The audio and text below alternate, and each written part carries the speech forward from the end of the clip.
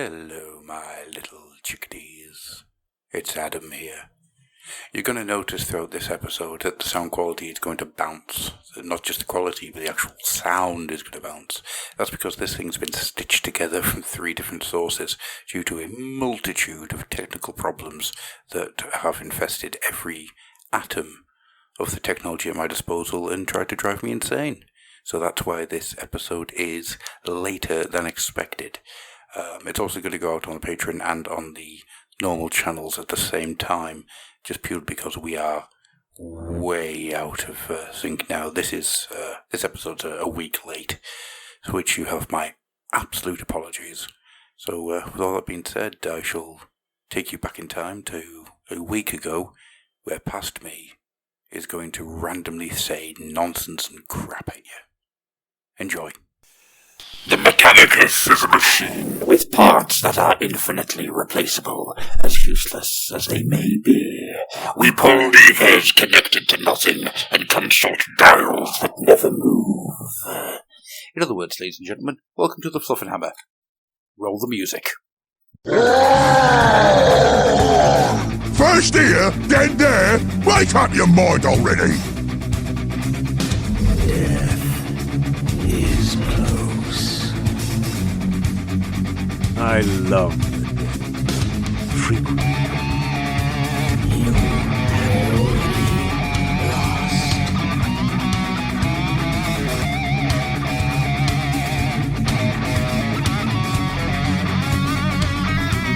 Hey! Is that an excerpt from Adrian Tchaikovsky's new book?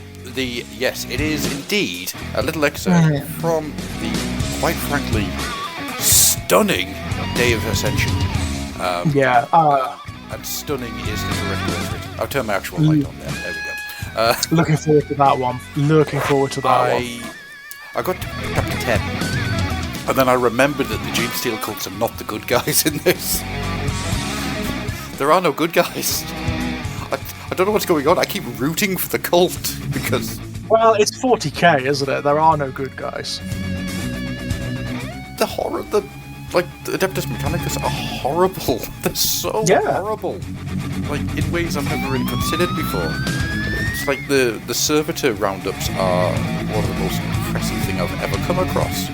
I told you guys about it earlier on today, but there's a sequence where, like, the Mechanicus break down someone's door to drag away like a 20-year-old guy who's been working in the mines all these years.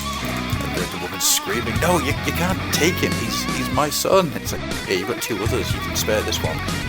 And for some reason, George has just vanished. Like, I'm very bored. No, I'm here. I'm still here. Oh, no. I think we lost Liberty, though. Liberty. I'm still here. You're still here. Yeah, I just need to quickly get something. No worries. Just a quick FYI.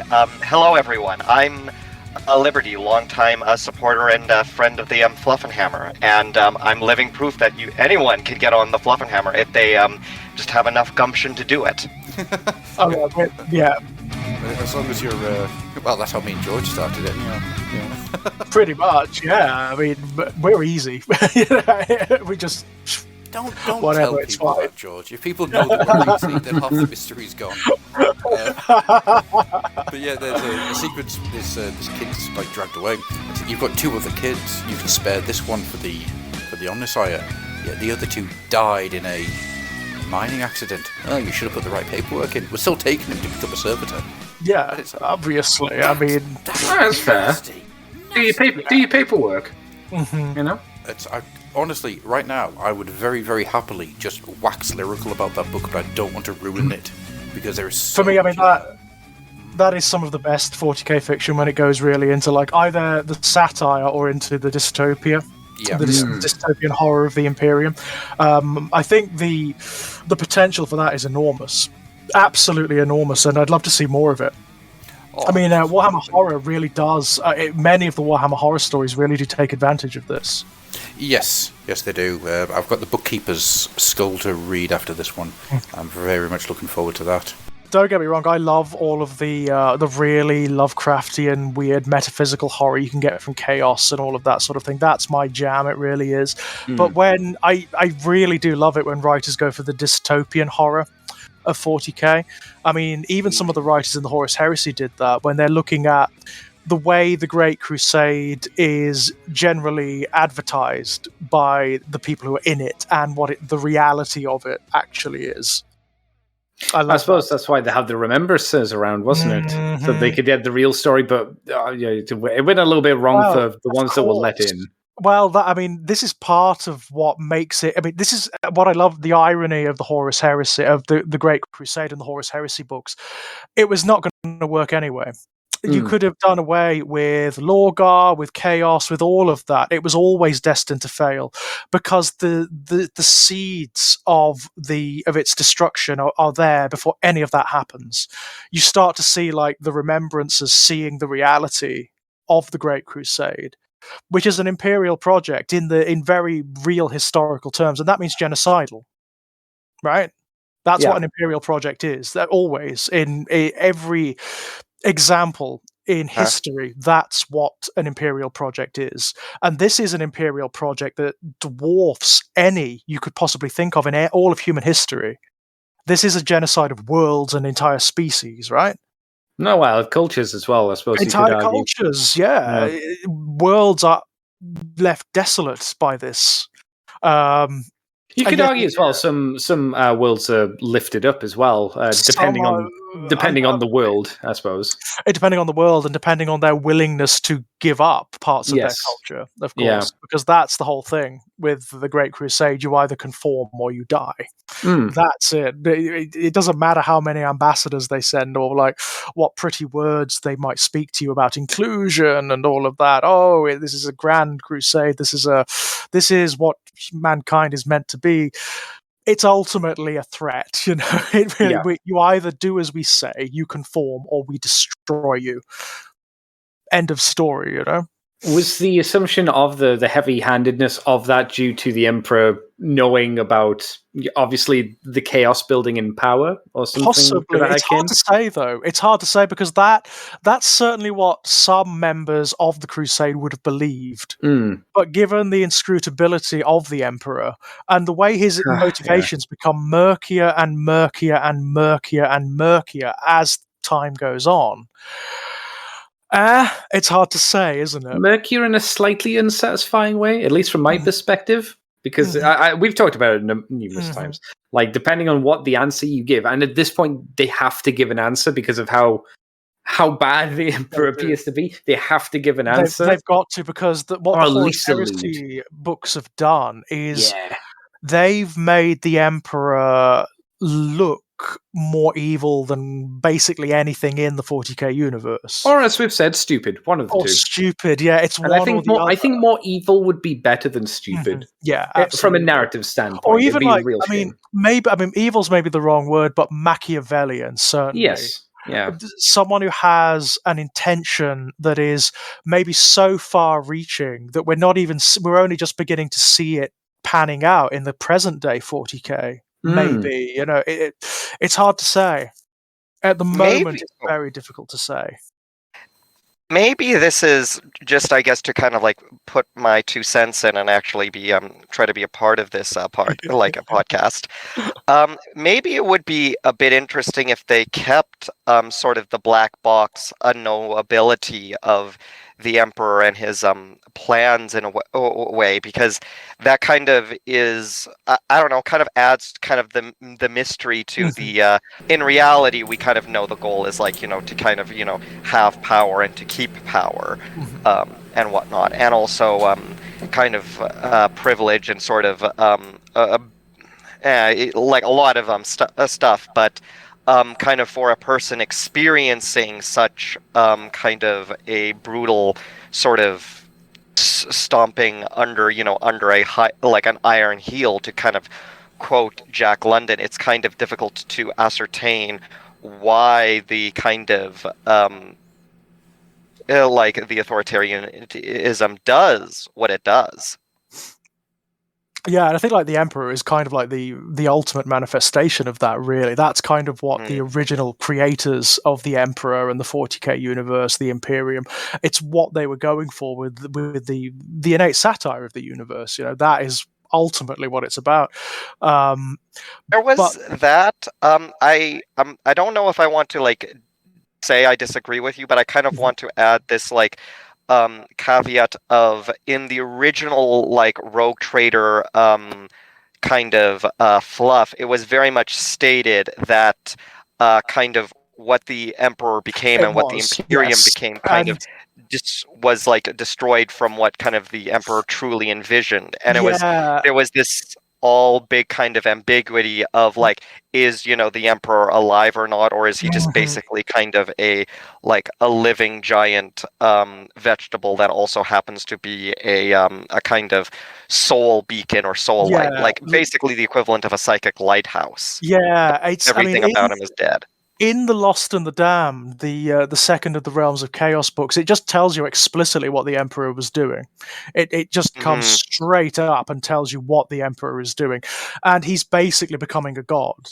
That's his intention. Hmm. It's to become not just a god, but the ultimate god. The ultimate power of humanity, to Yeah. saturate the warp and basically dispel the powers of chaos and become totalitarian in a way that no fascist could ever imagine. I suppose Hmm. to become essentially the monotheism of this universe. That's his intention, and the irony of it way back then was that by keeping him consigned to the Golden Throne, and by keeping him alive to a to a given definition of alive. Ironically, the Imperium was keeping him shackled from doing that. Yeah, That was from kind of him the kind of. gallows irony of it all. Whether that's the case now, I don't know. I don't Well, know. we don't know It, what the Emperor is now, do we? That's the no, we problem. don't. Yeah. I mean, in the newer fluff, in the books like the Dark Imperium books, it's been lots of different potentials have been postulated. One of them that does seem to be definitely true is that there is a nascent god coalescing around the Emperor. Yeah. Yeah. Because of the 10,000 years of ecclesiastical belief that's been applied, there is a nascent god coalescing around the Emperor. But as the character who points this out is an Eldari, it's an Eldari Farseer, and he says, but don't mistake that. The god is not your Emperor. No. No. It's not the man. It's something It that's feeding on the will belief. exactly. So it will eclipse him eventually. Whatever's born from that carcass on Earth, if it is ever born, will eclipse him utterly and What will if be it was something the else. Eldari god of death? What in Inead? That would be I think interesting. the thing is, Inead needs to be born from the death of Eldari. That's its nature. That's what Eldrad is doing. That's what Eldrad is doing. And the Inari cult. The Inari cult are really, really weird. They are a death cult. Like they're not just a death cult. They're a genocide cult. So for their plans to work, every Eldari in the universe has to die. Every single one of them. You and say also, that like it's a bad thing. Right. To be fair, it has been happening very slowly for the last 10,000 years or more. So they're clinging on there, aren't they? But apparently, that's what has to happen. It's not just that either, though. It's the crystal matrices that all the spirits flow through in the craft worlds. The I honestly thought you were going to say the crystal meth. No, not quite, not that. No. That's how the Eldari god of death was born. Explains a lot about the Eldari Fuck and ton their of colour crystal scheme. meth. Explains a lot about their aesthetics. It does, yeah. Listen to a lot of Rush and crystal meth. But like the Infinity Circuit that the Eldari souls of the dead are fed through when they die, that has to be shattered as well. Yeah, yeah. And basically, what the Inari are trying to enact is an apocalypse of the Eldari. I mean, that's what their ultimate aim is. So you can see why maybe some of the craft worlds and certainly some of the Drukhari aren't really on board with that. I just want to point out, Mr. White thought you were going to say the Crystal Maze, and that's how started the conversation in the chat about how the Crystal Maze aesthetic works for the Eldari. And if anybody wants to get Richard O'Brien out to be a Aldred Farseer, I'm in. He could play a lot of different roles, to be fair, in the 40k universe, I feel. I think, given that he wrote the Rocky Horror Picture Show, I think he would fit in better in Comora than on the Craft Worlds. Ooh, now that's he could easily be a cultist leader as well, of some description. Well, he's got the whole Gene Stealer Magus thing going on. Oh, actually, yeah. Does he still look similar to how he did in Rocky Horror, just older now? Does he still have that weird look to him that he always had? I wouldn't even say he looks older. I think he looks almost exactly the same. Yeah, he's one of those people who's preserved in aspic. He just looks the same. You're saying he maybe has a shimmer like a Zinch dude from AOS? I'm going to say that basically what happened is when you have as much sex as Richard O'Brien does, or did, or will have, it all kind of creates this like singularity in time, and he never ages. Are you saying that when he has sex with someone, he drains the life essence and leaves them as a hollowed out, hollow husk? I'm saying that when Richard O'Brien has sex, there is more that comes out of him than just the usual. So stuff goes out, stuff comes in. Yeah, well, there's your episode title, Adam. When Richard O'Brien has sex, I think that would be a great title. Episode 96. When Richard O'Brien has sex. What can you imagine if we actually managed to start like trending on Twitter with Richard O'Brien? Oh my god! I don't want to do the episode I'm not image of the show. I don't want to be here anymore. If you really want me to, I can do the Richard O'Brien having sex image for the show, but no, it's fine. It's fine. Are you sure? Might get us a few. There'd be no peen. There'd be no peen or bum, but it would be implicit. Oh, what's the point then? Unless we're seeing Richard O'Brien's full member in full dangling glory. Tim Curry, as you know. Yeah, I could understand that. What you're saying is that we want to see Tim Curry and Richard O'Brien crossing swords. That's my god! That needs to be the image for this show. Oh my god! Yeah. And that's us banned in 1370. That was going to say 1370 countries. That's not a number. Yeah, Games Workshop podcast. Only tangentially. What are we talking about? At the moment, Richard O'Brien's penis. Yeah. I think I've dropped in the wrong podcast. Yeah, I was going to say. No, this is the right podcast. This unfortunately. is the Fluffenhammer, yeah. This is I think all the stress and madness of all the sound stuff going wrong has just put this weird head on me now. Should we talk about the Las Vegas Opens then? Should we get a bit more sensible and get into the Las Vegas Opens? Yeah. I mean, it was predominated by 40k, definitely. Again. What I would say is, it wasn't predominated, it was steamrolled by Warhammer 40k. To be fair, though, what is coming out of 40k is enormously exciting. Tell me, George. Necessary, yeah. Well, it's something that like a great swathe of fans have been wanting for a long time. To be honest, I mean the Eldari, not just the Eldari, the Agiani, the Craft World Eldar are returning in Ninth Ed, and not just returning, are absolutely resurgent by the looks of it. I mean, the stuff they've really done what is necessary at long last, and it looks like they've pretty much done the entire range. I know that we're not going to see every miniature replaced with this initial release, but I imagine everything will be done in short order. So we'll be getting the other Phoenix Lords as well. Yeah. Very shortly down the line. I have absolutely no doubt of that. And that will be pretty much it, There isn't much else in the line that is that out of date. I guess maybe the vehicles, right? Some of them. The Falcon grav tank needs to be replaced because that's been around for... That was one of the very first of those new vehicles. It was the very first 40k tank kit that had swiveling parts. You could actually assemble it so the parts moved, like the cockpit would move.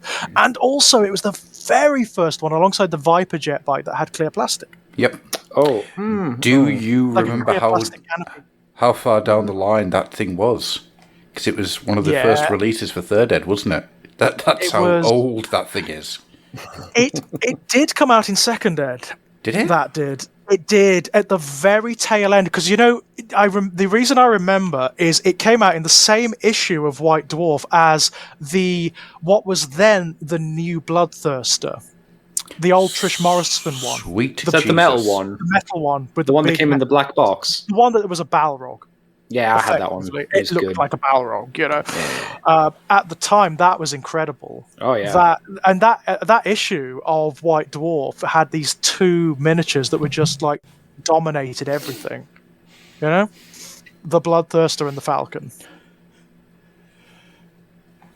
This is interesting to me because I mostly get my Warhammer news basically from the Fluffenhammer, so it's kind of like I feel like I'm kind of coming this in real time, and I feel a little bit bad because I don't have anything to state about it, because this is how I mostly get my news. That's fine. No worries at all. But yes, some of the big tanks need replacing. That's for sure. It's going to be interesting to see when the Eldari Codex book comes out, to see what units are represented in there. Because obviously, we've said it before, you'll open a book, and if it doesn't have an image of the said unit, like in the Thousand Suns Codex, the vehicles and a few of the things like that, that means they're not done yet, and they won't be done soon. Or if they are getting done, they won't be done for a while. Yeah. Like the Predator tank, like the Delilah. Yes, my guess with that is we may be seeing those when the Chaos Space Marines Codex hits. That would be nice, and it would make sense for them to do it then, to be fair. It really would. And they're very old kits as well. And to be fair, they're actually a lot older than they seem, because those kits are just adapted Imperial kits. Yep. Yeah. Yep. No, it's the Imperial chassis. It's the old Rhino, Land Raider. They're Imperial molds. They've just got spiky bits and stuff. The hope is obviously that we get, when that kit comes out, it will be customizable enough to put bits on to be like, this is a Zinj version. This is more so than the current versions, which are just you put one thing on and you're like, there you go, it's for Zinj or for Khorne. You know what they really need to do with them? They need to make them, if they're going to do the Chaos vehicles, they need to make them older patterns. Yeah, so they're scavenged together from older patterns from like the Horus Heresy, from throughout the Imperium's history, That'd be very cool. That would be fun, wouldn't it? I mean, they've done it with all the other stuff. Like, if you look at the Chaos Terminators now, the Scarab Occult, I believe, are derived from a modified Cataphracti suit. I think so. Yeah. In the same way that the Blightlord Terminator, I mean, heavily modified when it comes to the Blightlord. I mean, unrecognizable. Modified or evolved? Evolved, gifted, blessed. That's what I like to say. Blessed, yes. But they are Cataphracti suits originally. So they're using the older marks of armor. But the same is true of the weapons. They use older marks of chainsaws and older marks of bolter that are just mutated and adapted and transformed by Chaos, and also just scavenged together. I mean, the Chaos and Traitor Legions don't mind about that. They just get what they can use and bolt it all together, Very orky in a way. If you're going to do that, then I want to drive as many sculptors as mad as you can, and I want them to replicate the old pattern designs that you got in the old Hammer 40k vehicles into the sculpt. So you've got those checkerboard patterns that run round all the banners and all the barriers. It's like maybe they could throw in little design references to the older models. The Land Raider, maybe the Chaos Land Raider could be the old pattern of Land Raider with the open tracks. Yeah. Right, what I want to see is I wanted them to go right back to 1990 and just reproduce that Land Raider kit. The weirdly tall one. Yeah. Yes, yeah. The one that would just fall forward. It's like a parallelogram, isn't it? It's really weird. The shape of it is just bizarre. Well, if you think about that thing moving forward, it doesn't roll on tracks. What it does is it just rolls round on itself, and whoever's inside's just been spun. It's like a hamster wheel. It's fantastic. I mean, another thing they need to do is make them a bit more mutated, a bit more warped, like the new Chosen, like the new Chaos Space Marines, because it doesn't matter. I mean, I know opinion varies on this. Some people like them as slightly more clean, but some people like them slightly more mutated. They've been in the warp for a while. They're gonna start to sprout eyes and teeth and things eventually. I would say as long as you can make it warped but easily shavable with a knife, then that's fine. Just do that. Or you've got the older kit that's currently out at the moment, which it's going to be around in stores and probably on the GW website for a while anyway. Just the Imperial Land Raider with spikes, exactly. And they ain't been updating that for a while, I don't think. Let's be honest. Not for a bit. Although they might release a new one for Chaos, they might do that. Yes. That's entirely possible. But yeah, the Agiani stuff. I mean, first of all, the miniatures look amazing. I mean, I did not. I don't know why. I did not expect them for some reason, even though the kit is quite old now. I didn't expect them to do new Guardians. No. I don't know why, but they have done both Storm Guardians, the close combat ones, and the Defenders, the long range ones, and they look beautiful. I mean, they look absolutely stunning. I mean, I like that old kit. I've got to say, the old Third Ed kit. Mm-hmm. It's a nice kit. They were really lovely miniatures when they were released, and the kit itself is still really damn good. It's very posable and you can do lots and lots of stuff with it, but it needed updating. It did. I mean, the faces, the unhelmeted faces were. I'm not one to talk, but they were fugly. Yeah, it's true. Yeah. By today's standard. Well, that's because Andy, your face is half rotten, so Well, But yeah, new Dark Reapers, new Aspect Warriors. Yeah, Dark Reapers look ace. Really like the Dark Reapers. No striking Scorpions as of yet, though, unfortunately. Not yet. Which is a shame, because believe it or not, they were always my favourite Eldar Aspect. No spiders either. They're my favourite look. Like, I don't like the Eldar. Stupid point. The Warp Spiders. The Warp Spiders need doing, because the Warp Spiders, they are one of those miniatures. They were just released in lead when I first started the hobby at the age of 8. And they're still using H Christ. Yeah. If you don't mind, I'm just going to be over here turning to dust in the wind. Yeah, right. We're never happy, are we?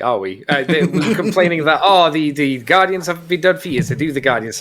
You haven't done a Warp Spiders. To be 100% fair, the Agiani are one of those miniatures ranges where for some reason it has completely stagnated. They've added stuff in. They've added new stuff like the Wraith Knights and the Wraith Lords and all that kind of thing. But they haven't done new miniatures for some of the existing units. For like Exodites. Exodites have never had like dedicated miniatures, but I think you'll find, Mr. George, that Exodites did have a... They did have miniatures, but not like a dedicated range. No, they were Eldar on the top of Hasbro dinosaurs. That's how I remember fighting them anyhow. Yeah. Dino Riders, yeah. Actually, if memory serves me right, there was a guy at my old wargaming club in Workington. Hello, Scott. Who had Eldar on... Do you remember the British Museum dinosaurs? They were all monocolour, right? Like monocolour. Yeah. They were really weak because you'd hold on the tail and bounce them on the feet for some reason. There was something about the plastic that made them really like thumpy and bouncy on the feet. Don't know what it was. Everyone I know did the same thing, just like doinga, doinga, doinga. But he put Eldar on those things, which was really good, apart from the fact that they weighed a fucking ton. So you could actually see the table starting to like tilt after a little while. You could actually use the toys as an offensive weapon if you were inclined. Well, do you remember the T-Rex? Did anyone have the British Museum T-Rex as a kid, right? Yeah. You could take someone's full eye through the brain and out the back of the skull with that tail. It was murderous, right? Yeah. Which reminds me of another story of how an author once asked me about what toy would be the best thing to murder somebody with. I hope it was for a book. I said the USS Flag. Oh yeah, obviously. No, yeah, like have you guys ever seen, like, even in the Second Ed Codex when the Warp Spiders were originally released? I remember it well. Artwork for them. Yep. The artwork for the Warp Spiders is completely different from the miniatures. It is. Oh, really? It's much more. They obviously couldn't replicate what they were going for. In the background, the Warp Spiders, their armor is multi-legged. It's got like multiple limbs coming up. They look like spiders. They're very sinister, and the other Eldari don't like them. they find them really sinister because not only because of their aspect, but they travel through the warp. Yes. Those jump packs on their back, they teleport directly through the warp. That's what they do. And the other Eldar find that creepy and weird. Yeah, They don't like it. they should. That is Yeah, creepy and weird. It is creepy and weird. Back in Second Ed, there were rules where if warp spiders teleported through the warp, they could get possessed by demons on the way through, and they could come through. And if you were a Chaos player, you could actually have demons erupting out of them. That's great. Cool, That's a lot right? of fun. Cool, yeah. I But would like to introduce you to a wonderful little moment where warp spiders, Eldar, versus orcs, shock attack gun. Right now, Right. some people might be able to see where this is going. What you had was warp spiders firing through the warp, and you also had snotlings coming the other way, meeting in the middle of the warp. And we decided that we had to have a little battle in the middle of the warp of these two things just hitting each other. So on a separate table, we had another game going where warp spiders and snotlings were fighting each other to see who was going to come out of the warp. Yeah. Yeah, that's what it was like. It was weird back then. Things were really, really strange. But someone just pointed out in the Twitch, like, since the warp spiders were released, all of the other aspects have had at least 2 different miniatures released. And the Howling Banshees have had 4. Oh, wow. Favoritism. Right. But the warp spiders, for some reason, the warp spiders have just languished, and that's a real shame because they're interesting, they're kind of sinister and weird, but the artwork for them is gorgeous. They look like demons, they don't look like Eldari. They look really disturbing and strange, which they are. They're supposed to be. That's their aspect, Also, no Phoenix Lord for the warp spiders yet. No. Interesting, right? But there must be one. Because there's a Phoenix Lord for all of the aspect temples. There was always the original warrior who started that aspect, right?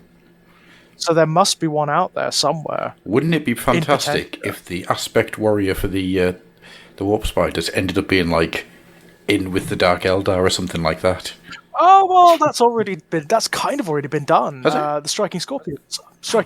True. Ahra. Yes, that's very true. Actually, yeah. Karandras, the Phoenix Lord for the Striking Scorpions, is not the first. He's not the founder of the Scorpion Temple. He's actually like the second son of that temple. The original was a guy called Ahra, and Ahra is said to have fallen to chaos, but it's difficult to say if that's true now because there is more than a hint that Dratzhar, the founder of the Incubi temples, is Ahra. Right. He is. I mean. It's one of those great mysteries. Nobody knows who Ahra is. Nobody's ever seen underneath his armor. But if you look at him, he looks like a striking scorpion. The Incubi fight like striking scorpions do. They've got the same sort of helmet and everything. It's basically, Dratzhar is Ahra, I've never made that connection. He is. God damn it. He is. It's one of those weird things where they say, "Oh, it's a mystery." No, he is. He so is. Not only that, if you look at Dratzhar, look at his rules. He has all the rules of a Phoenix Lord that Phoenix Lords traditionally have had throughout the different iterations of 40k. He's got the same stats, he's got like the eternal warrior rules that make them immortal. It's like, he's a Phoenix Lord. He just happens to be the Phoenix Lord of the Incubi, which is essentially the Dark Eldar or Drakari equivalent of a Phoenix of an aspect temple, right? Fun. I think that's really cool. So what else jumped out then from the LVOs then that grabbed your attention? Andy, was there anything that held you down and made you go, hello, Andy? It was nice to see that we will be getting at some point in the near future a Nighthorn Codex. As I mentioned to the what? Yes. Why are you laughing? But will it be a good Nighthawk Codex? Well, I mean, it theoretically it should be. Hopefully, it'll be a bit more viable and it will last a bit longer. My only issue or concern is that the cover for it is the exact same cover that they had for the previous edition.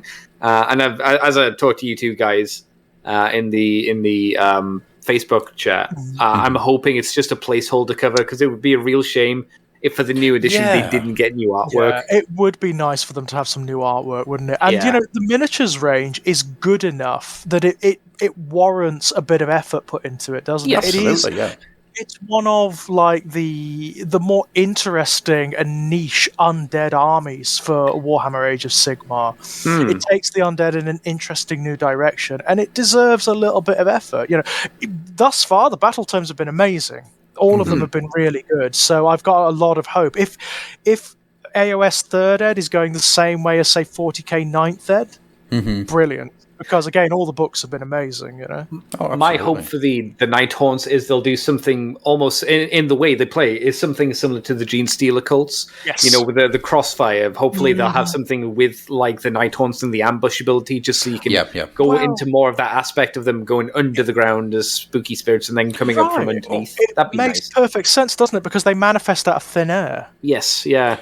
Terrain should be nothing to them, obviously. Well, they should be able to shoot through terrain. They should be able to charge through terrain.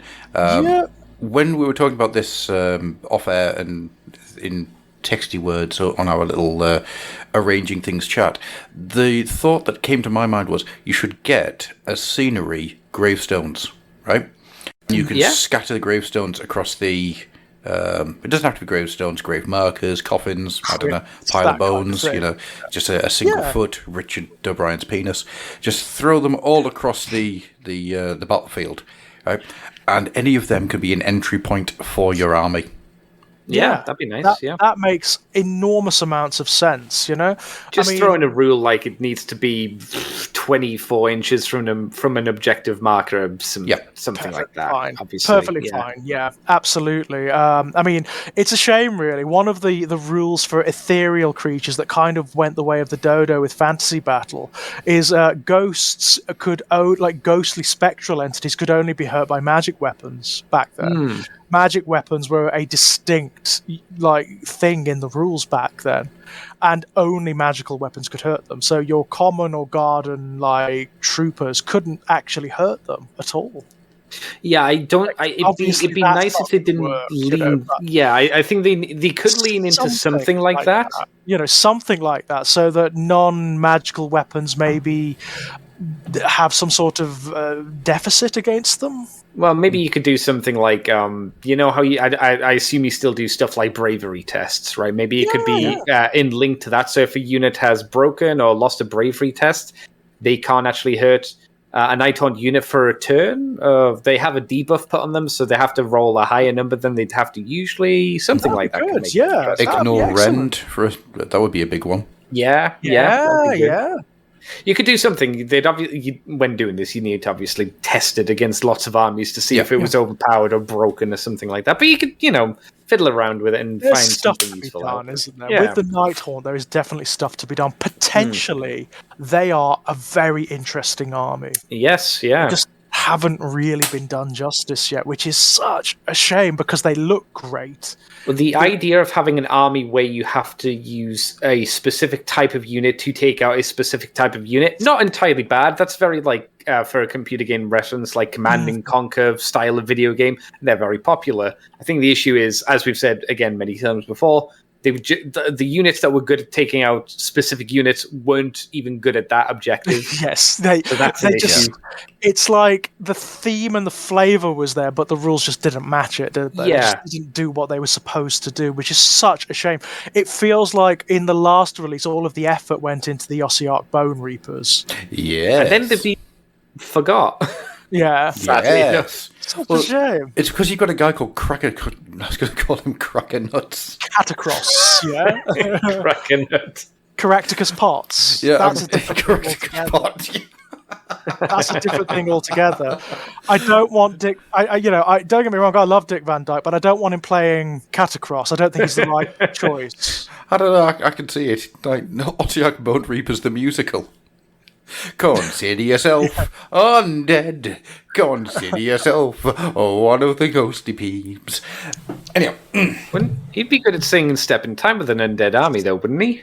That would be good fun. But anyhow, when you have somebody called the Undefeated who then keeps getting defeated, It's like Jackie Chan in Burn Hollywood Burn. Yeah, if I die, I don't actually die because I'm not an actor. I'm not really in the film. You know, it's ridiculous how much. I can't help but call him gets. I can't help but call him Cracker Nuts now. That's his name. Caractacus. Let's call him Caractacus from now on. Galacticus Doom, the bad guy from Avenger Penguins. Yeah, nobody remembers Avenger Penguins but me. No. I even remember the theme tune. Yeah, in the lore, it was one of Cosgrove Hall's last shows. I think you'll find, George, that and Phantom Cat. Yeah.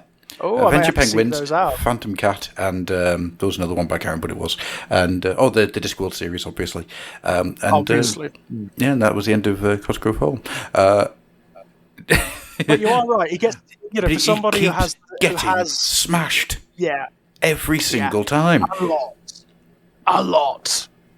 It's absolutely ridiculous. It's the idea that there's this character that was hidden away inside one of the storm vaults. He's like, Sigmar's just there, like, you can't let him out. He'll destroy everything. And then he proceeds to do very little, about the same amount as the average vegetable grocer. It's ridiculous.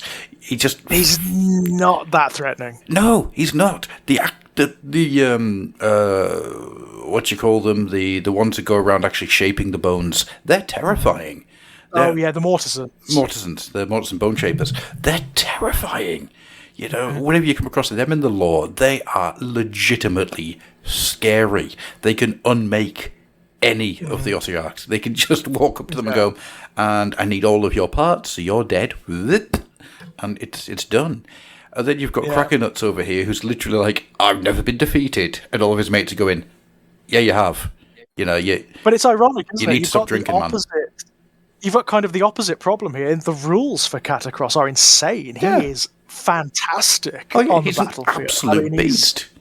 He's an absolute monster. It's just in the fluff, in the background. He gets defeated a lot. Well, he hasn't won, ever. It's like watching the 13th... This is the thing, right? It's like watching the 13th Crusade happen again and again and again, because Abaddon just keeps giving it a go. He did quite recently, didn't he? He got the crap kicked out of him by Archaon again, didn't he? Yes, for the second time. To be fair, to be 100% fair, everyone's had the crap kicked out of them in AOS by Archaon at some point. True. Including the Gash, who is like the god of the undead. So you've got to cut him some slack for that. But I wouldn't mind if he took a finger or something. He broke Archaon's fingers. He managed to steal Archaon's toe bones. I would be happy with that. Yeah. Archaon has never even had in the AOS fluff. He's never really been defeated that comprehensively. No. Like he was back in Fantasy Battle. He had a few defeats back in Fantasy Battle. But in AOS, Grimgorion. Grimgor kicked the crap out of him, didn't he? Grimgor just headbutted him into a puddle. Many moons ago. That was back when Dorgar was still a horse. Sorry. That is the name of the show, when Dorgar was a horse. God, that makes you... That is like an old man thing, isn't it? That's an old fan. I remember when Dorgar was still a horse. Actually, I remember when Archaon was a really terrible miniature. Way back when. When I were a lad, Archaon didn't even have an horse. When I was a lad, Archaon didn't exist. There was, though. Guys no, go ahead, Liberty. Go ahead.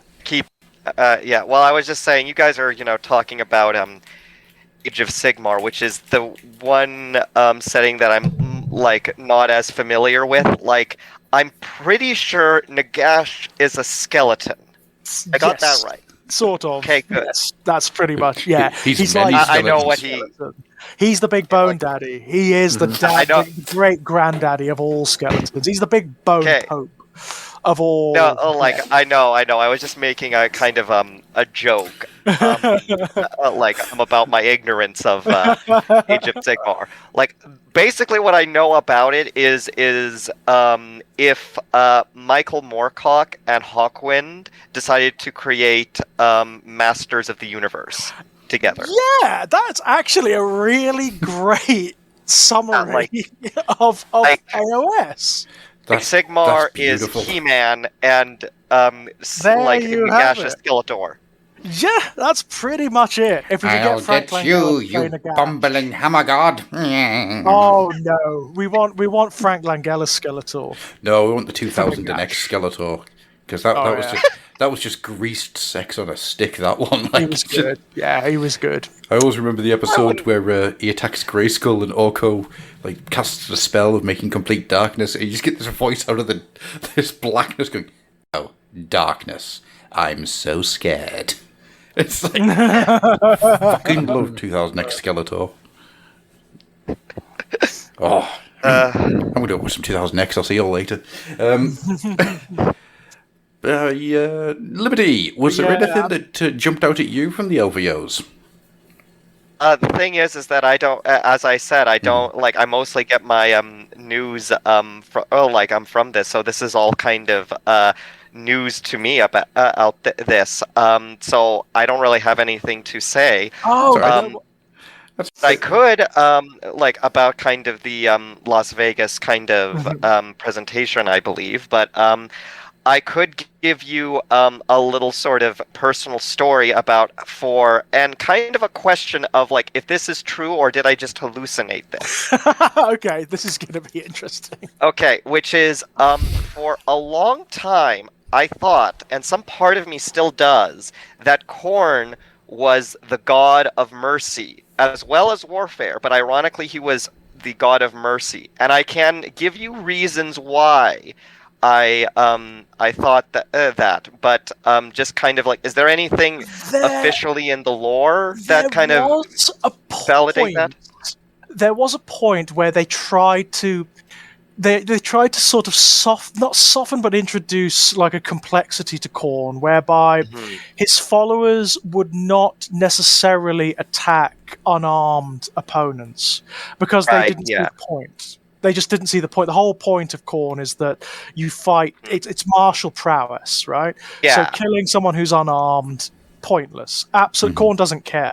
But that's actually kind of gone the way of the dodo now. Khorne is, you may start that way on the road to Khorne, and some Khorne followers may even still believe that, but as time goes on and as the influence of Khorne seeps in, he stops caring. You just stop caring. You know, the whole thing with Khorne cares not from whence the blood flows. Well, that's so sorry. Eventually you end up slaughtering innocents as well. It's basically how it started, how it's going, isn't it? Yeah. How it started is the chivalrous knight who is going off to slay the dragon to make himself worthy in the eyes of the king. How it's going is the same knight licking the marrow out of someone's bones. You know, it's... Yeah, I mean, don't get me wrong, Khorne followers will generally always make a beeline for the strongest possible opponent, because that's what they're like. That's what pleases Khorne the best, when they take the heads of a worthy opponent. So they're always going to go for the guy with the biggest sword. They're always going to go for the guy who's got the most corpses around him on the battlefield. But they will happily slaughter innocents as well if they happen to be around. That still kind of makes sense in kind of how I sort of heard about Khorne and originally envisioned him, and it's sort of like, this is me talking about my perception of Khorne, which is like informed a lot by kind of like fan theory and like hearing it, like secondhand and not really getting like the rule books, even though I have, read the Realm of Chaos books. But like that kind of makes sense, because my kind of idea of Khorne is like all the kind of chaos gods, is that they're kind of a very corrupted and sort of almost kind of like abused version of a classical deity, kind of turned into a Lovecraftian creature because of all the horrible stuff happening to it. So Khorne is kind of the noble god of justice, god of martial prowess, and god of mercy, but he is like that deity like Indra or I'm trying to think. My mind is blanking on names, but like those sort of like sort of good guy war deities. But essentially, what has happened is there's just so much awful stuff. Is that like that god? Khorne is that god with so much PTSD that they don't that they're just completely insane by now. Yeah, I mean, the whole thing with the Chaos Powers is they're so incredibly complex. They incorporate elements that could be perceived as noble or as altruistic even. I mean, you look at Slanesh, for example. I mean, now Slanesh is the god of sadism and excess and pain, and his followers don't care what they do or to whom. They absolutely don't care. The whole point is the excess of it. But within that purview, there is also art, inspiration, love, satisfaction, all of these things. All of these things necessarily lead to Slanesh. And he is the god of them, as well as everything else. It's just that through that experience, it always leads to the road of excess. Khorne, his core, all of them are informed by emotions. All of the Chaos Powers are coalesced around emotions. Khorne's is hate and anger.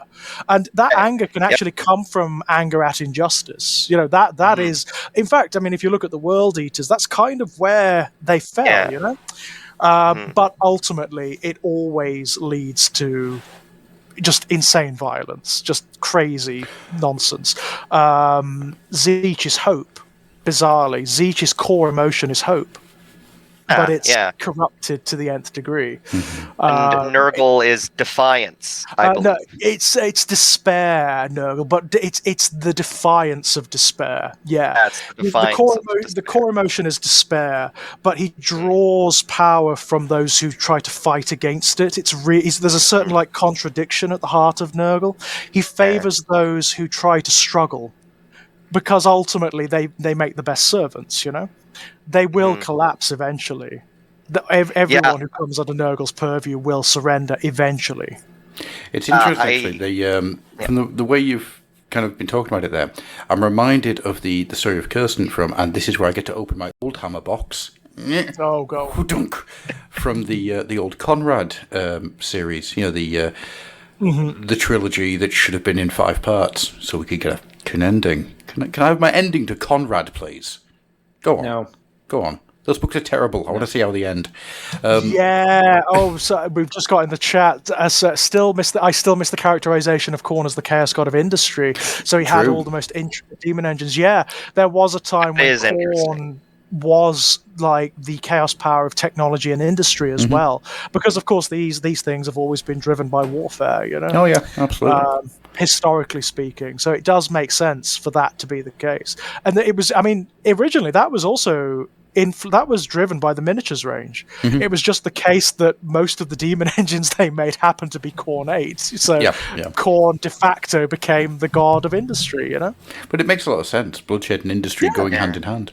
But absolutely. In the Conrad book, there's a side character that appears in the second book in Shadowbreed, and you first come across her when she's being held by a Khorne travelling warband. She's being held as a prisoner, and she is being sliced. The blood comes out and used for various things. She's basically a living inkwell for various things. And Conrad is kept in with them. Then he escapes, and he is then captured by a Slaneshi one. And then gets fun! Gets licked a lot. That ends well. He escapes there as well. Yeah, he does that a lot. Conrad has very little in the way of like motivation and movement of his own character. It's just the rest of the world keeps happening to him. It's kind of weird. Interesting for someone who's meant to be the second coming of fucking Sigmar. Yeah, right. But when Kirsten comes back into the book, she is being held by a Slaneshi cult who is doing all their Slaneshi things. Conrad's been introduced in, and she has become fully and totally devoted to Khorne from being abused by Slaneshi worshippers, basically. Yes, and it's those steps that you were talking about before, the mercy, the sense of honor. In this case, it's the mercy, the need for vengeance, the need for revenge consumes the soul, and she then starts biting the tongues out of Slaneshi people, which is honestly. Late 80s Warhammer is such a wonderfully visceral experience. Please, there's no need to explain someone's eyeball popping in this many ways. Well, it's funny you bring it up, but there is a more positive manifestation of Khorne's aspects out there coming in the Agiani range. Kane. Yes. Kila Mencho Kane, the bloody-handed god. Now, Keelan Menchar Cain is an elder god, an Eldari god, but in these mythologies, it isn't so simple to say that. Gods do exist, and the Eldari pantheon did exist once, like literally existed. Their gods existed in the warp once upon a time, alongside the Chaos powers. Keelan Menchar Cain is kind of a splinter of Khorne that has been consciously reworked by the Eldari to be something more positive. He is still the god of murder and of warfare and of bloodshed, but he has all of those aspects you were talking about. He's more honorable. Yeah. He's more of like the classic warrior than Khorne. Well, Khorne is the berserker. Yeah. Well, originally when I kind of like sort of conceived of Khorne, kind of god of mercy, it was still in that sort of berserker, hyper militaristic idea of just like, it was kind of like the line of the weak do not deserve the slaughter, or are not worthy of the slaughter. That's pretty much it. That's how they span it. I mean, I think they've pretty much dropped that at this point, haven't they? Yeah, But that was definitely a thing. That, in fact, I think that is mentioned in the Realms of Chaos books. That is mentioned in Khorne's entry in like the old Slaves to Darkness books. I don't know if it was. Was it not? I'm sure there's an entry somewhere where it talks about how the followers of Khorne will always favor fighting against other warriors as opposed to slaughtering like unarmed civilians or whatever, because they're just not interesting to Khorne or to the followers of Khorne. That has kind of gone the way of the dodo. Like now he is more. Let me open up the old hammer box again. Oh my god! Because I mean, there's a thing in, I want to say third. It's either third or second, and it talks about how when a warrior of Khorne murders, kills, slaughters, whatever, however you want to put it, someone of equal standing, he can get noticed, and it would take millions of people who are below his standing for him to get the same amount of notice. Yeah, and that I think that's kind of where what you're thinking of, isn't it? That's kind of where it stands, isn't it? It's not as much the weak aren't worthy. No, not at all. It's more that it's not really worth it in the long run. Khorne likes worthy skulls, doesn't he? He likes worthy fodder, and that's what it's all about. And for Khorne 8 champions, that is the thing. They will go after the skull of the biggest monster, the greatest warrior.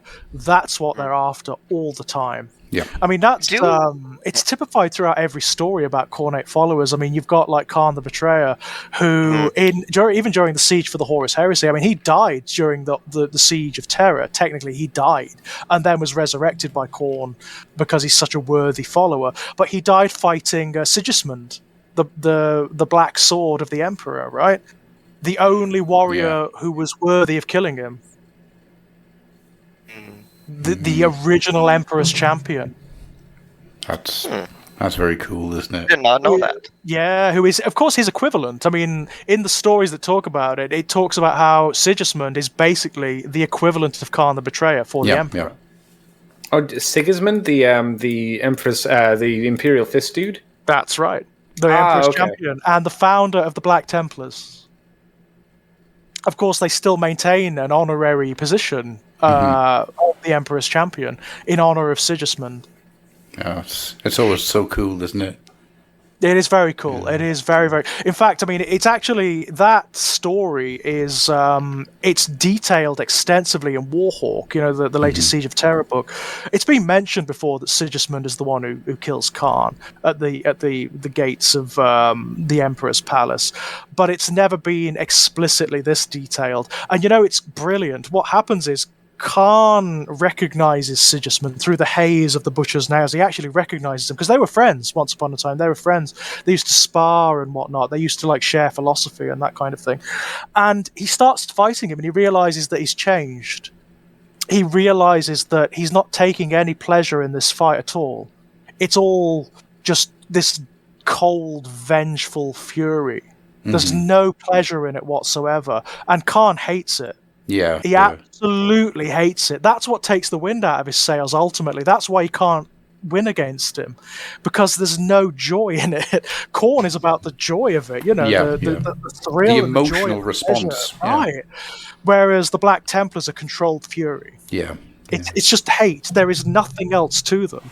The Khorne Berserkers love what they do. It's like an adrenaline hit, right? It pacifies the Butcher's nails in their minds. It makes them feel ecstasy, right? Whereas the Black Templars don't. They just feel hate. Just complete contempt for everything they destroy. And he can feel it. Khan can actually feel it radiating from Sigismund. And he's so annoyed by it. It's unbelievable. It puts him off his stride. That's so cool. I love that. It's great, That's isn't so it? It's cool. really cool, right? I'm going to put it down as that's the second best thing about Khan the Betrayer. The first best thing about Khan the Betrayer is always going to be that Bill King wrote a short story called The Wrath of Khan. That's good fun. Although I think for me the best thing about Khan the Betrayer is when he buries his axe in Erebus's back. Erebus survived.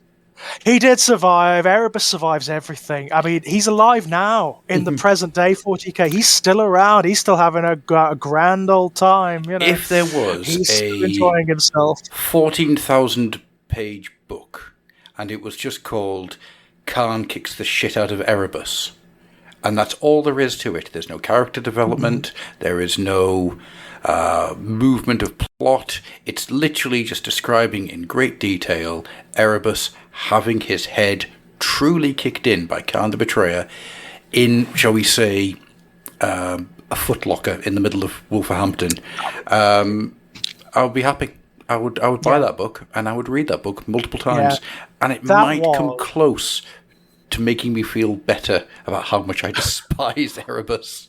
I mean, he does his job, doesn't he? I mean, you are supposed to despise Erebus. I mean, he is like the villain's villain, isn't he? Yeah. He is the character you are meant to absolutely loathe, but love loathing. Yeah, he's the, and they've done it perfectly. Well. They've done it absolutely perfectly. He does it well. I just want to see him be thrown out of a space lock. He's a bastard. Yeah, he is he is, of all the characters involved in the heresy, he is without a doubt easily the most loathsome. I just want Marinus Kalgar to punch his teeth out from the inside. Is that too much to ask? I want to see him again, don't you? Don't you want to see him like when if they do, like, I don't know if they'll ever do it, if they'll release like a Word Bearers supplement, maybe. Make an Erebus miniature. Give us him as a character in 40k, because he deserves to be, doesn't he? Absolutely, he does. I don't know whether he still is in the current fluff, but the last I read, he was still part of the Dark Council on Sicarius. Yes. So he's still controlling vast swathes of the Word Bearers, you know. He's been around for 10,000 plus years, you know. He knows more about chaos than almost anybody else in existence. Just bring him back. Let's have this ultra arch bastard wandering the universe again. If we're going to have him, can we have the old woman from the horror, not horror, the horror story, the one that puts him onto the slab? Can we have her just there, like, just there following him round? The Davenite. The Davenite. That's the priest. word. Yes. Yeah. The ones who introduced Erebus to the forces of chaos.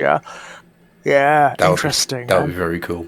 But anyhow, we have not only digressed, we have left the railway behind that we were on. We have. I mean, shunting tracks. Let's get back to the bloody-handed god. Yeah, Keeler apologize. What did you guys? What do you guys think of the new miniature? It's beautiful. It's awesome, isn't it? It's awesome. I mean, it's based on that piece of Mark Gibbons artwork. Kind of. Yeah. It's the same pose and everything. You know, it's pretty much the same. But I think it was Andy who showed us it. There was a paint job that you showed Andy, and it was like blue and white. Yeah. I saw someone do a digibash into a colder color scheme they wanted to go for, and it looked really good. Cold flame, Once again, the avatar that they were using, and us technically still using, because this miniature hasn't been released yet, it hit shelves when I was 8 years old and first started the hobby. It's been around for that long. My original version of it is around here somewhere. It's made of lead, and it's old. It's really, really old. I look forward to them making the model into a demon prince of some description. I think that could work really nicely. People are going to do that. Yeah, people are definitely going to do that. What I love is they've made it customizable in the background, because the Keeler Mensch, the avatar of the bloody-handed god, is effectively a demon. Yes. It's essentially a demon of Keeler-Mensch Arcane, and it can manifest in different ways depending on lots of different factors. So they've actually put that in the miniature now. So you've got different heads, you've got different weapons. Mine's going to have the spear.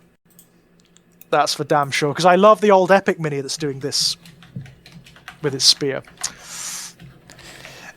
I wouldn't say I'm super surprised that it is a multi-parts kit, because I think most of the kits at that size, generally speaking, have lots of bits. Even Nagash has a few different sticks and books you can hold. It looks like there's a bit more customization to Keeler-Mensch Arcane. Like I actually, in some ways, prefer the alt head. The bit more Eldar helmet design. I think that one's quite nice. I've got to say, I like the Baird head. I love the Baird head. I think it looks great with the hair and everything. I love it. It looks a bit more demonic. And I go for that, you know? I think that the head's quite pretty as well, so it wouldn't, again, be too far from a Slaneshi kind of pretty hero you could go for. You could definitely Slanesh that up. So easily. Do you have a demon prince for your 1,000 Sons, George? No. The only issue I think would be base sizes. Like, how big is the base size for both of them? Because I offhand, I don't know. I have no idea. What you do is you stick it on a 32mm base, but only with 1 foot. Of 1 foot, yeah. That's it. Have it balancing on something. But have you seen most people have seen the rules output for it now as well. It's a beast, isn't it? I mean, it's very narrow in what it does, but that's fine because it's supposed to be. I mean, it's meant to be a meat grinder. It's a god of war, right? It's effectively an elder bloodthirster. Yes, it's kind of what it is, you know. That's what it does. It's a monster. You chuck it at the enemy lines, and it just minces everything. What I really want to see, and this isn't me being stupid or anything, it's a thing I actually really want to see, is I want to see how that thing fares up against the Gene Stealer cults. Because it needs to get into combat. Yeah, it does. And the Gene Stealer cults are very, very good at stopping you from getting into combat. They are, yeah. There is every single chance that the Avatar of Cain may be incredibly weak to tiny, bald men. Do you know who it is going to suffer against? The Tau. Yeah, oh god, yeah. They're just it is going to suffer so badly against the Tau. Have you seen what that damn Codex can do? That's insane. I'm annoyed. I'm actually really annoyed because myself and Andy and our mutual friend Paul, we all gathered together to cover Paul in lard and get him all greased up and sexy, but also to talk about the Tau. And then, literally the next day, all this stuff hits about the Tau Codex, and we're just sitting there going, well, that answers that question. That answers that question. It's why we're making the change of, if we're going to talk about an army and we know a Codex or a Battle Tome is coming out, we're going to wait until that Codex comes out before doing that army. So we can actually talk about it. But I've watched a few battle reports with them, and whoa, weirdly, they kind of remind me of my 1,000 Sons in the sense that they absolutely dominate one phase, which is the shooting phase. There isn't an army that outshoots them at the moment. There just isn't. They are insane. But they're crap at everything else, which is, it's like the 1,000 Sons, you know, they dominate the psychic phase. There isn't an army that out-psychers them, but they're crap at everything else, pretty much. Are they crap at everything else? Or Not are they really, just not as good? They're not as good. The 1,000 Sons are a bit more adaptable than the Tower, but when I say dominate, I mean they do stuff. Yeah. The Tau do stuff in the shooting phase that looks insane on paper. And it can be insane in practice as well. I mean, there's a damaged 12 weapon on one of their units. I mean, that's almost all of like Magnus's wounds. That's almost all of Mortarion's wounds in one shot. Yeah. Right. Yeah. Is it the Devilfish railgun? That thing could wipe out freaking Robot Gilliman. You know, that's... yeah. You have to be lucky. You have to be very lucky. But in theory, you can take Gilliman off the board in a single turn. That's insane. I watched a battle report where they were fighting Death Guard, and I will say this, thanks to some really lucky shrug rolls, Mortarion survived a round of shooting from the entire Tau army, which is really impressive, but it took him down to 3 wounds. Jesus. And he died in the next round. He definitely died in the next round, I could tell you. There wasn't anything left. Not even like a bad smell. He was gone. What's the thing you use to get around that then? Terrain? Shots? Terrain, the Thousand Sons stand up against them really well because they've got lots of naughty deployment rules and whatnot. You know, you can sort of redeploy very easily with psychic shenanigans. Is this like your not all of this, but where you can set up anywhere on the board as long as it's 9 inches away from an enemy? That kind and of also stuff. with the Thousand Sons, they've got lots of naughty war gear that allows you after you've deployed to redeploy, and psychic powers that do that too. So they're very naughty in that regard. Drakari would do well against them, I imagine, because they're so maneuverable, and they're almost equivalent in shooting. You know, they're quite good at that. The Ajiani might do well against them. We'll have to wait and see. But yeah, if you don't think about how you fight against the Tau, they are gonna just blat you from like the first turn. They're just gonna destroy you. I think the Death Guard are going to hold up pretty damn well. Just because they've got such a resilience, I think they might just be able to hang in there. Well, I will say in this battle I was watching, they did well. Considering what they were up against, they did really, really well. And considering like the player who was playing with Mortarion didn't necessarily use him very well. It kind of chucked him out right in front of the Tau gun line at the beginning of the battle, and it's like, what are you doing? Don't do that. Don't do that. You're doing it wrong. Sorry, Liberty. Speaking of, sorry. I don't want to interrupt anybody, but speaking of kind of Cain and Gene Stealer cults. This is one of the things of I don't know if I hallucinated this or if this is real or not. Forgive me, I'm on the Fluffenhammer. It's been a dream of me for years to be on this. So I feel like the warp is kind of overtaking me. So if I say I don't know what is real and what is hallucination, it's just it'll happen. It's amazing but anyway, how many report that exact phenomenon. I mean, you are talking to a zombie. You know, it happened. That is important. That is a good thing to note. But anyway, have you guys heard of the novel or story? I don't know if it's a novel or a short story of the Eldar Gene Stealer hybrids. Yes. I remember hearing about this. I don't think I've ever read it. I've never read it, but I have heard about it. Hang on. Anyway, what I think is really, really cool is they have is apparently in that story, there is the Gene Stealer Patriarch is a avatar of Cain as well. It's a corrupted avatar of Cain. That does make sense because, like, what happens? Have you guys ever read the fluff about how the avatar is awakened? Isn't it through sacrifice? Yeah, the avatar through the sacrifice of like a noble warrior or something. Right. Yeah, so basically, at the heart of every craft world, there is a chamber, like a sealed chamber, and in that chamber, there is the sleeping husk of an avatar, but it's got none of its flesh, it's got none of its fire, it is just the armor, it's just like the cold shell.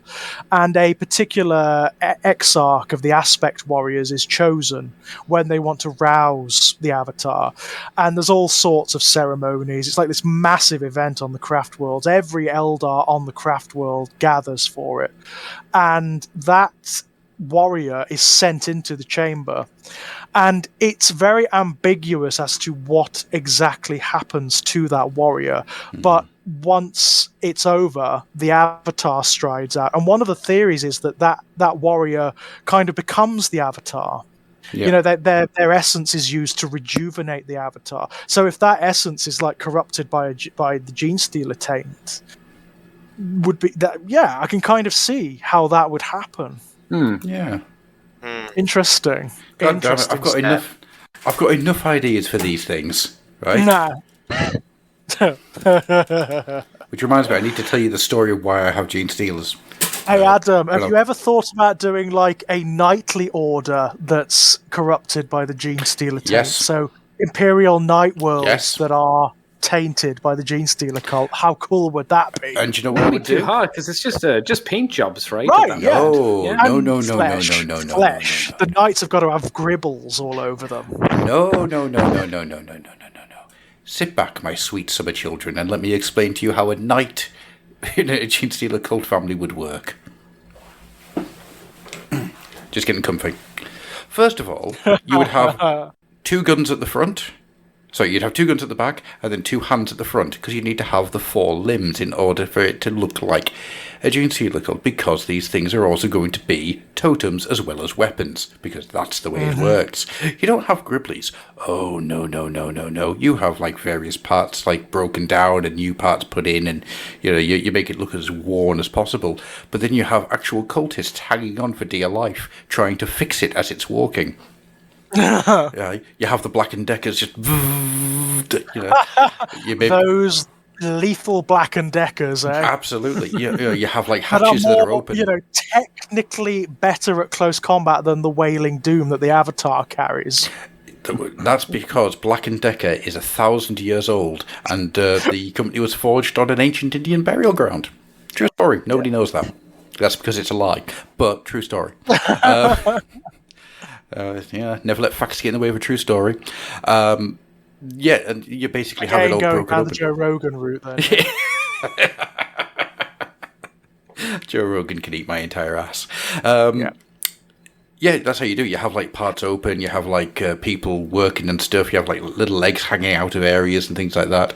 You have other ones like you have them on like chains and things swinging back and forth. You just basically cover it in the faithful. Yeah, that's a great idea. Yeah.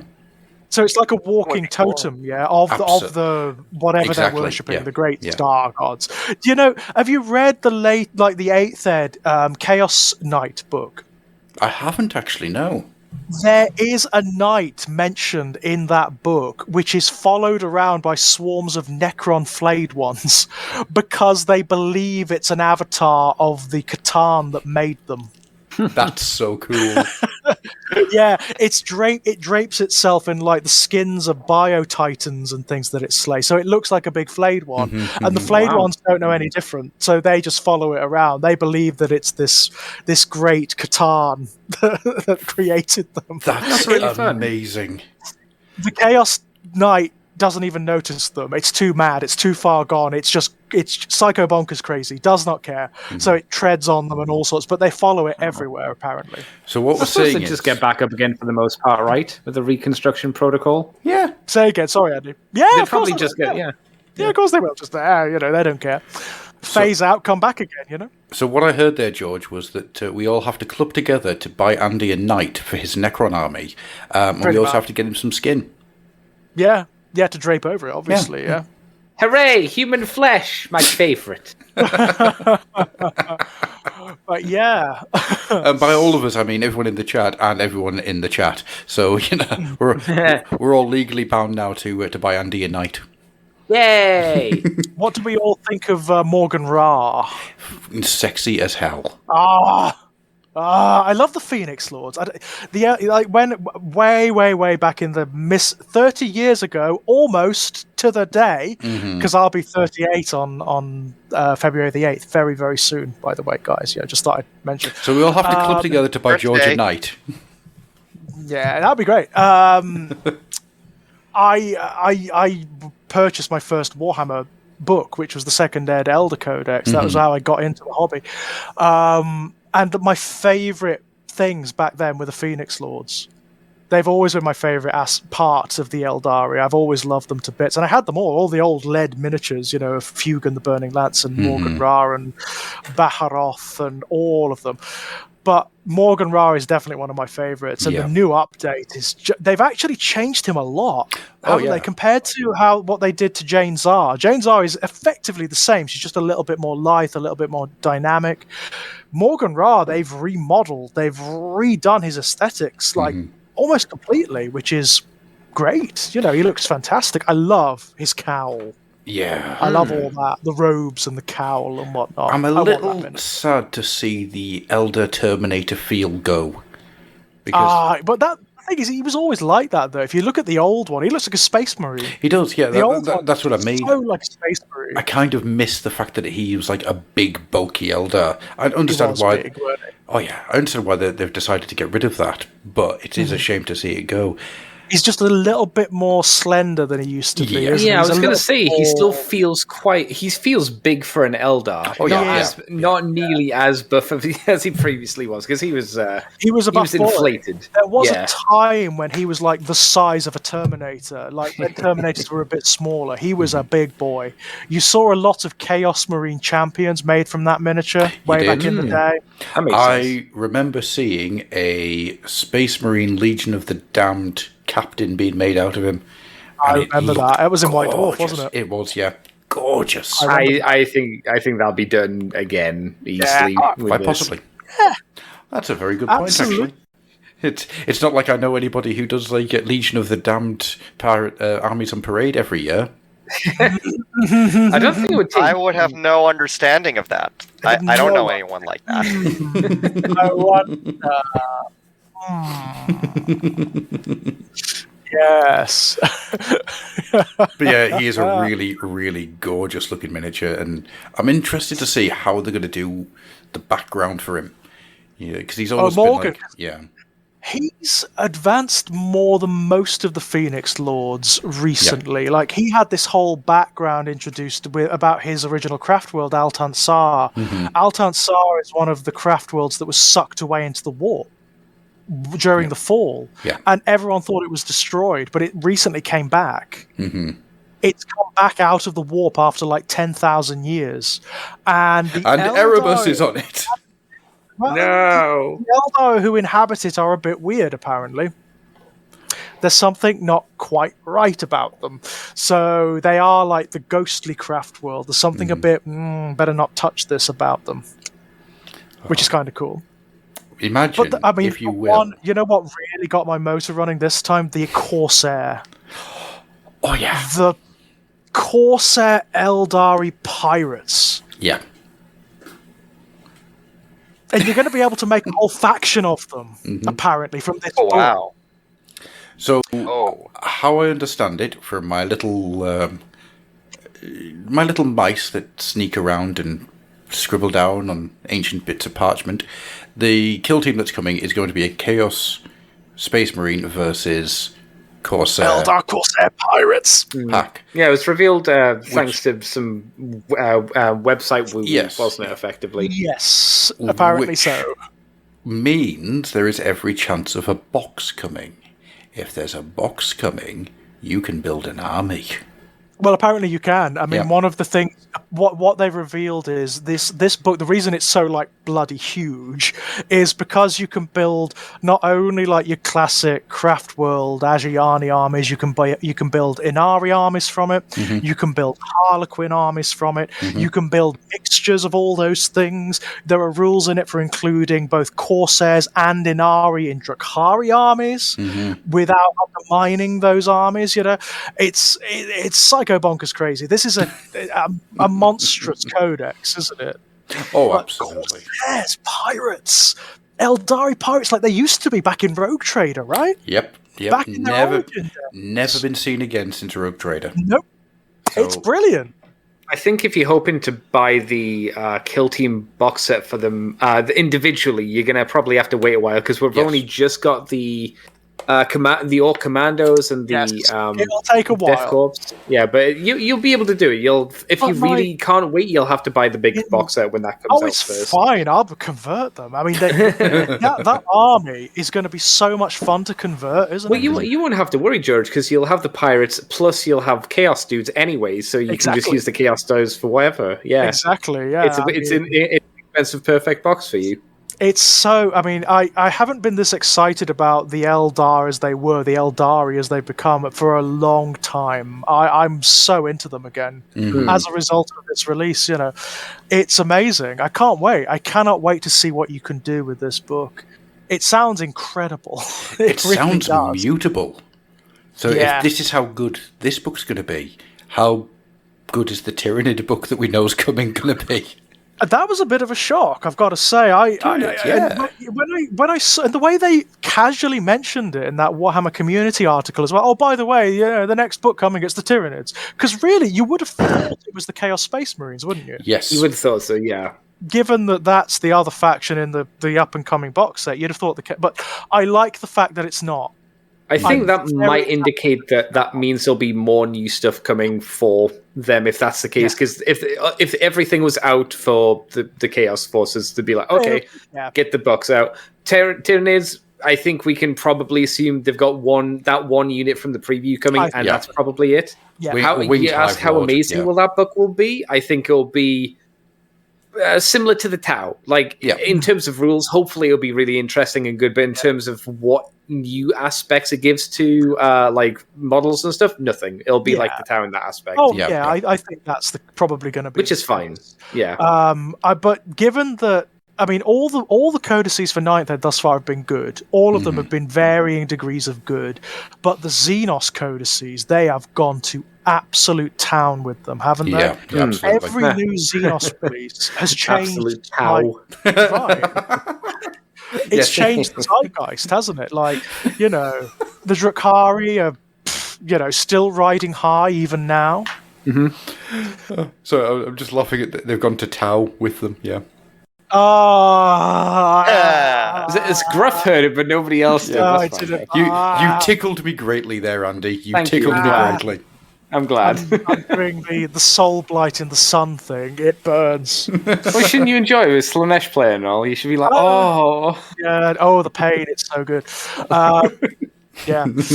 But it leaves me with a great deal of hope for... I mean, it's true of the Chaos Codices as well. The ones they've released have been excellent. I mean, was the Death Guard one good? Because I was tempted to pick at some point. It's worth it. Great book. The Death Guard book is ace. Death Guard. I mean, I don't know if they're still up there now. What with the release of the Gene Stealer cults and whatnot, but they were level pegging with the Drukhari at one point. Okay, in terms of how good the book is, kind of thing. They a very different style of army, obviously very different, but they can take. It's like you were saying, Andy. If there is an army that can stand up against the Tau are going to have trouble with, and the Gene Stealer cults actually are going to have real trouble with the Death Guard. Yeah, that makes sense. Yeah. They are that army, It's a brilliant book as well. I mean, it's just fun to read because it's the Death Guard and it's gross. It's just disgustingly brilliant, There's two subjects I would like to tackle. The first one, let's get positive. Should we go for positive or negative first? What do you guys think? Negative. Is there a negative? Okay. Negative. Okay, we'll get the negative out of the way. That's the Death Guard book, by the way. There's Morty doing his thing. Floaty. Now, that's the special edition as well, isn't it? It is the special edition. Oh my. It's very nice. the negative is, and we've talked about this off air quite a lot recently. But I think it's time to kind of throw this out there into the wider world. I'm getting really annoyed at how little AOS is doing anything at the moment. Right? It's getting silly. It's really starting to annoy me. We had the Broken Realms books, and they were also amazing. I've said it many times now. That Be'lakor book is my favourite thing GW's ever put out. Right? Really, really good. The way it goes from being freaking massive Warmaster scale battle to space battle. Right, the space battle that's like a Warhammer 40,000 ship-to-ship battle, but between the Slann and a Tower of Zeech. Yes. It's Brilliant. awesome. To Grombrindle, Grombrindle, Grimnar, however you want to look at it, kicking around with the Caradron, which is absolutely gorgeous. You've got everything that happens there with Be'lakor, the Be'lakor Oleander stuff. Just standing there with the sword over her corpse and just going, "Oh, I just want to talk to you. This is just to get your attention." I'm actually very reasonable for a demon. I would like to discuss terms of arrangement. Yeah, right. Which he is. Bizarrely, Baylor you can have a chat with, which is bizarre. Well, that's not to say anything about the other Broken Realms. The Teclis book was really, really good. The Marathi book, Marathi was fantastic. so good. The clever little concepts in that where they play with the metaphysics of the universe in order to facilitate her godhood. Yeah. Genius. I mean, just absolute genius. The fact that you actually got to have that moment of, oh yeah, she was married to one of the Phoenix Kings back in the old world, and you get to have that moment. That is so good. It was brilliant. Kragnos was a bit more straightforward than the other ones. Big monster, go smash. But it was still very, very good. Yeah, Teclis was great. Teclis was a very, very good book. Fight between Nagash and Teclis, brilliant stuff. Loved it to bits. And he didn't mess anything up, so that was interesting. No, Teclis did well. Which starts my theory that Teclis is dead, and what we're actually seeing is Tyrion's belief in his brother being made manifest by a moon god. Teclis. He's dead, I'm telling you. Right? Teclis doesn't exist. Right? This is just like... Although, to be fair, poor Archon the Black, right? Yeah, who saw that thrown off the edge of the world. He's still out there floating about. He's still out there. He's not dead. He's just... Well, yeah, he's dead. But you know what I mean. He's not like... Yeah, I know what you mean. He's not like dead. No, he's not like obliterated from existence. No, he's just floating around pretending to be a boat. It's... Yeah, he's just not unless somebody gets a really big fishing net, no one's going to get him back. Nagash will do it eventually. I mean, he's done it a million times before, hasn't he? So he will do it eventually. Once Nagash gets his head back on, yes. And as I say, Kragnos was straightforward, smashy, but you actually had the Fist of Gork doing something, which made me very, very happy. At last, Gordrak is doing something. Thank you. So the fight between Kragnos and Morathai towards the end was great as well. The fight between Kragnos and Gordrak, where Gordrak basically hits him with a Maw Crusher. It's like, now that I'm flying this thing, but it's big and heavy, so I'm going to just use it as a projectile weapon. All right, okay, just use a giant flying carnivorous turnip to kill someone. Wonderful. It's really good. And then 3 came out, and it just went... It kind of just stopped, didn't it? I mean, I imagine that they did probably intend to keep some of that impetus going, but circumstances have really, obviously slowed the releases. And it seems to have, stopped for a while, doesn't it, while they focus on 40k? It's been 8 months. It has been a while. But it's not just a refocus, it's an incredibly heavy shift, because even when AOS was getting its focus... there was still 40k stuff coming out. Not as much. The problem is the campaign stuff was just generally pretty tat. Everybody said so. Yeah. But I think even then, there was still a push. There's nothing at the moment, it feels like, apart from here's a book, and that's it. That seems to be the case. I mean, it's a shame because the new status quo that's been drawn after the Broken Realms is so interesting. It's brilliant. I'm all in for the idea of the Crusades. The Dawnbringer Crusade is an incredible idea where you just like, oh, he's had a vision. She must be a prophet. We'll follow her into the wilderness and see what happens. It's so stupidly good, and there's been nothing. And literally, we've got here's some battle tomes are coming. Okay, brilliant, but they're not here. We've had the dragons. And some filling in for the Cruel Boys and the Stormcast from the box set. That's it. And it is really starting to annoy me now. And I try my very best to not be negative, because I find, in a lot of ways, if you're engaging with something and you have a lot of negative feelings to it, should you really be engaging with it because it doesn't bring you any happiness, right? That is a firm belief of mine. But in this case, it's just like... But I want to be excited. I want to be... It's not that I want to be negative for negative's sake. I want to be excited. I want things to happen to get the giddy going. Yeah. And it really does feel like it's just not happened. And then with the LVO, you got Nighthaunt. Yeah, not to disparage the Nighthaunt at all, but this was a really good platform to do something to light the fire again. Yeah. And there was nothing. And it really is just it's starting to feel like the late 90s where Warhammer Fantasy Battle just went, we'll just push you over there now. Yeah. I mean, the plan for the year might be this, to ignore AOS and focus on them, and then maybe next year do a bit more of a split. I doubt they'd ever do a full focus on AOS like they're doing with 40K, but maybe it'll be a bit more generous next year. Not that excuses the fact that there is nothing to be done seemingly this year with AOS, which is there's a few new things in the pipeline, isn't there? We know a few things are coming. Some of them were surprising. I mean, the Daughters of Cain only just had a release in the end of 2.0, so it's interesting to see them coming back. I mean, that kind of throws everything out of the water. I mean, we could easily get like a new Hedonites book in that because they were released at the same time. So I think if that's the case, if you get these specific armies that had redos or books early, it means that not much is going to change. There'll probably be bits of lore. The rules theoretically will stay relatively similar with minor tweaks here and there. Yeah. So I think probably if you want your Hedonites, it's probably better to wait for a new book. Yeah, I think because there'll be more of a significant reason to buy that book. Yeah. Obviously, this is speculation. I don't have the Daughters of Cain book. I think you're absolutely right. I mean, I am looking forward to the Daughters of Cain book, really, because they don't need that much doing to them. They're pretty good. No. They're a pretty good range. And we've also got the Fire Slayers and the Ideneth coming relatively soon. That hopefully they'll get a little bit of a shot in the arm. If those books are anything like the other battle tomes that have come out for Third Ed, it'll be good. They'll be great because they are good books. I was just rereading. Have I got the Maggotkin one with me here? Oh, maybe not. No, I haven't. God damn it. But I was just rereading the Maggotkin book, and it's great. I mean, it's an excellent tome, that is. I mean, again, kind of trying to resist buying a miniature and painting it up, because I know I'll want all of them if I do that.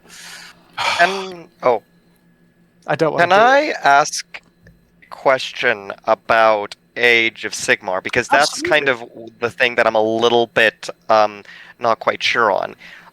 Originally, how I kind of understand how Warhammer Fantasy Battle was originally conceived, like in the 80s in the Isle of Britain. It was this sort of Solomon Kane, Blood on Satan's Claw, Witchfinder General sort of like setting in a way, like like Tolkien. Yeah, kind of like that stuff. But like my idea of kind of like what what that sort of setting was essentially a fantasy esque version of the Witch movie. That's kind of how I kind of imagined it. It was kind of a good encapsulation, actually. Yeah, it's basically Tolkien, Moorcock, Lovecraft put in a blender and just whizzed up with a little bit of mythology from all over the world. Just chucked it. Anything they could grab and throw into that blender, that's what they did effectively. Way back. Yeah, but I kind of was originally thought of it in sort of like this enemy of like within, where there's like skepticism of like chaos or even elves existing in it. My question is that are there kind of like realms or areas in Age of Sigmar that kind of have that feeling still in them? And I'm not meaning kind of that weird thing where there's like an alternate still remaining version of the old place, but it's more kind of like, no, you kind of have like this place that feels like a normal Earth-like setting. And, there are people are worried about, witches and demons. Very much so. Very much so. And then suddenly it's kind of like you could like play a Solomon Kane-esque character and just be in a regular kind of sort of like not very magical kind of like world, and then just be thrown into like this weird sort of new wave album like metaphysics. Yes. In fact, funnily enough that you mentioned that, a lot of the novels that have come out recently for Age of Sigmar are exactly that. Yeah, that sounds like Dark Harvest. It sounds like I was waiting for Andy to say Dark Harvest, because if you didn't, I was gonna. It is exactly that, isn't it? I mean, the fun of the Mortal Realms is, unlike say the Old World, which is where Fantasy Battle was set, the Old World world was very defined. So its cultures were very specific, and they were prescribed, and they were the way they were described in the background. And if you went to this area of the old world, it would be as it was described, and that was it. The mortal realms are so expansive, they're so huge in comparison to the old world, and so changeable, because they alter and transform and expand all the time, that there are any number of types of cultures, civilizations you can possibly imagine. So somewhere there are many of those cultures in all of the realms where they don't even know what magic is, where it's this very mysterious, strange thing where they've never seen demons, or they don't understand like the fact that there are gods wandering around out there, or where the Stormcast Eternals are mythic. They haven't been seen like for centuries or ever at all. They've only been heard of in folk tales and whatnot. It's part of the fun of the setting, really. You've got the Glimsforge story. So the Battle for Glimsforge is where the Soul Wars box set is set, right? And it's the Soul Wars begins, the Stormcast Eternals come out, and they start killing away. When you get to the beginning of 3.0, there's a little throwaway line in one of the stories, and it's a guy whose family came from Glimsforge, and his great-great-great-great-grandfather once saw a Stormcast Eternal. Yeah. And that's brilliant. That's the kind of thing. I love it. Yeah, I love that. The sense of scale is huge, not only into like geographically for the realms, because the realms are what it says they are, realms. They're like entire self-contained like little universes in a way that are ever expanding, ever changing, but also in terms of time. The time expanse in the mortal realms is so much greater than it was in Warhammer Fantasy Battle, right? Yeah. The period from the beginning of the world of Warhammer Fantasy Battle right up until its destruction has passed like several times over. Yeah. Right within the expanse of the mortal realms. Well, you've passed millennia. You've watched, before you even get to Age of Sigmar starting, before you even get into the story of where we are at the very first box set that came out, there's an entire prehistory there of civilizations coming up, being built, and these shining towers of civilization that all get pulled back down when the Realm of Chaos attacks. And we're talking millennia. It's just sitting there. Nagash has been under this mountain for millennia before Sigmar pulls him out. And all this happens before we even get to the beginning of the first Age of Sigmar box set. The timeline is massive. Yeah, absolutely. There are like forgotten ages of these realms that are not very cleverly, they're hinted at but not defined. So it's left open for storytelling. You can basically create within the realms any kind of civilization you like. It's really open and free for writers to do what they like. It's a good idea, and I don't know how many of them have really taken massive advantage of it. I think it's something that more could go into, but I guess it depends how much GW wants to, I guess, focus on AOS's weirder stories and not just Stormcast. The potential is huge. They could do so much in storytelling terms with these worlds. It's unbelievable. Let's look at all of the stories that I've gone into this show and I've waxed lyrical about. None of them are Stormcast. They're always normal human beings trying desperately to hang on. Dark Harvest. Yeah, but to be fair, there are a lot of. I'm sure there's an okay amount of Stormcast ones. There as is, well. yeah. But they're never ones that I personally sit here and start waving the flags for. That's the thing I'm going It's a shame. It's a shame, though, isn't it? Because there is such potential in the Stormcast now. Now they've started to introduce the ambiguities into them and the way they lose their memories and their minds and their humanity as they go on.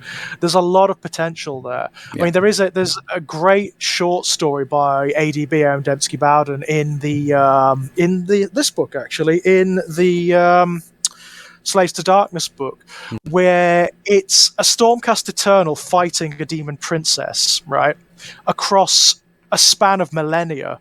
And it turns out that they were originally way back in the mists of prehistory. They were sisters. They were born as sisters, but they went down completely separate paths. And the demon princess remembers, but the Stormcast doesn't. I like that. It's really interesting. I like that a lot. So for like the Demon Princess, it's a game. This span of millennia is a game. Whenever she meets her sister again, it's a game for her. And it's also part of the cruel poetry of chaos, because of course chaos feeds on that kind of mythic poetry. Yeah. Right? Yeah, you need It's to part- have that lyric of life to really feed the emotions, and Right. yeah, It's that's great. beautiful. It's- I love that. I love that stuff. I love that stuff. The fact you can have that in this universe, you can have a Stormcast Eternal who could be like the father, brother, son, sister of a demon prince or princess, right? Brilliant stuff. The potential is basically infinite. That's cool, and it's good to know, because I kind of was I wasn't quite sure, but like my assumption was the realms were all kind of bizarre, sort of strange metaphysics, and like the worlds of that place were just like very kind of bizarre metaphysical areas, like the equivalent That is of there. the equivalent of kind of Planescape in the way of D&D, with kind of like all this sort of with all kind of like crazy planes of like an entire civilization in like these giant cogs of gears. Like I kind of got that idea, like that understanding from I can't remember the name of it. It's like Vermin thing. It has Vermintide? like it's not Vermintide. Like I was thinking Vermintide. It's like Skaven or something. It's a book that had Skaven. It was recommended in the Fluffenhammer way back when. Was it Pestilence? Pestilence. Yeah. Yeah, it was Pestilence, and it had kind of like the Worm City. store. Yeah, the Worm City with like a city on the back of a giant worm, and like Fantastic. the Igmarite dudes, the Sigmarines, basically fighting the Stormcast Eternal, fighting having a slap fight with the Skaven on this giant worm city. So I kind of thought, oh, okay, so is every civilization in Age of Sigmar this weird the best way to China describe Mieville like setting? Oh, I wish there was more China Mieville in Warhammer. I really do. Yeah, that'd be grand, wouldn't it? Oh God, Perdido Street, Glimsforge. I'll be there. I would be there. Just for the weird ant sex, if nothing else. Anybody who's... that ant sex scene wasn't graphic enough for me. You need, that's the problem with with China Mieville. He needs more giant ant sex in his books. Absolutely. It needs more giant ant sex. It needs to have more men just masturbating in front of a fire. It just needs to happen more. Yeah. Yeah, you need to read China Mieville. He's the stuff that he pulls off in those books. You keep going, and then you go, hang on, what did I just read? You just go back. Yep, they're all just jerking off in front of a campfire. All right, cool. Yeah. I forgot what I was saying now. I'm just imagining giant ants with Richard O'Brien's dick. It's gone now. Yeah, so the way that the realms work is that the center of the realm is the more stable. So you have the actual cities and stuff that isn't a million miles away from what the old world was, or steampunk versions of. The further towards the edge of the realms that you get, the more things get weird and mystical and strange, because there's more magic in those areas. And they get really weird, just beyond imagination. I just want to point out the amount of people who just said night all after I started talking about ant sex. I'm sorry. I apologise for the ant sex. It's a very specific audience that are into that, to be fair, Somewhere Evangelist's ears pricked up.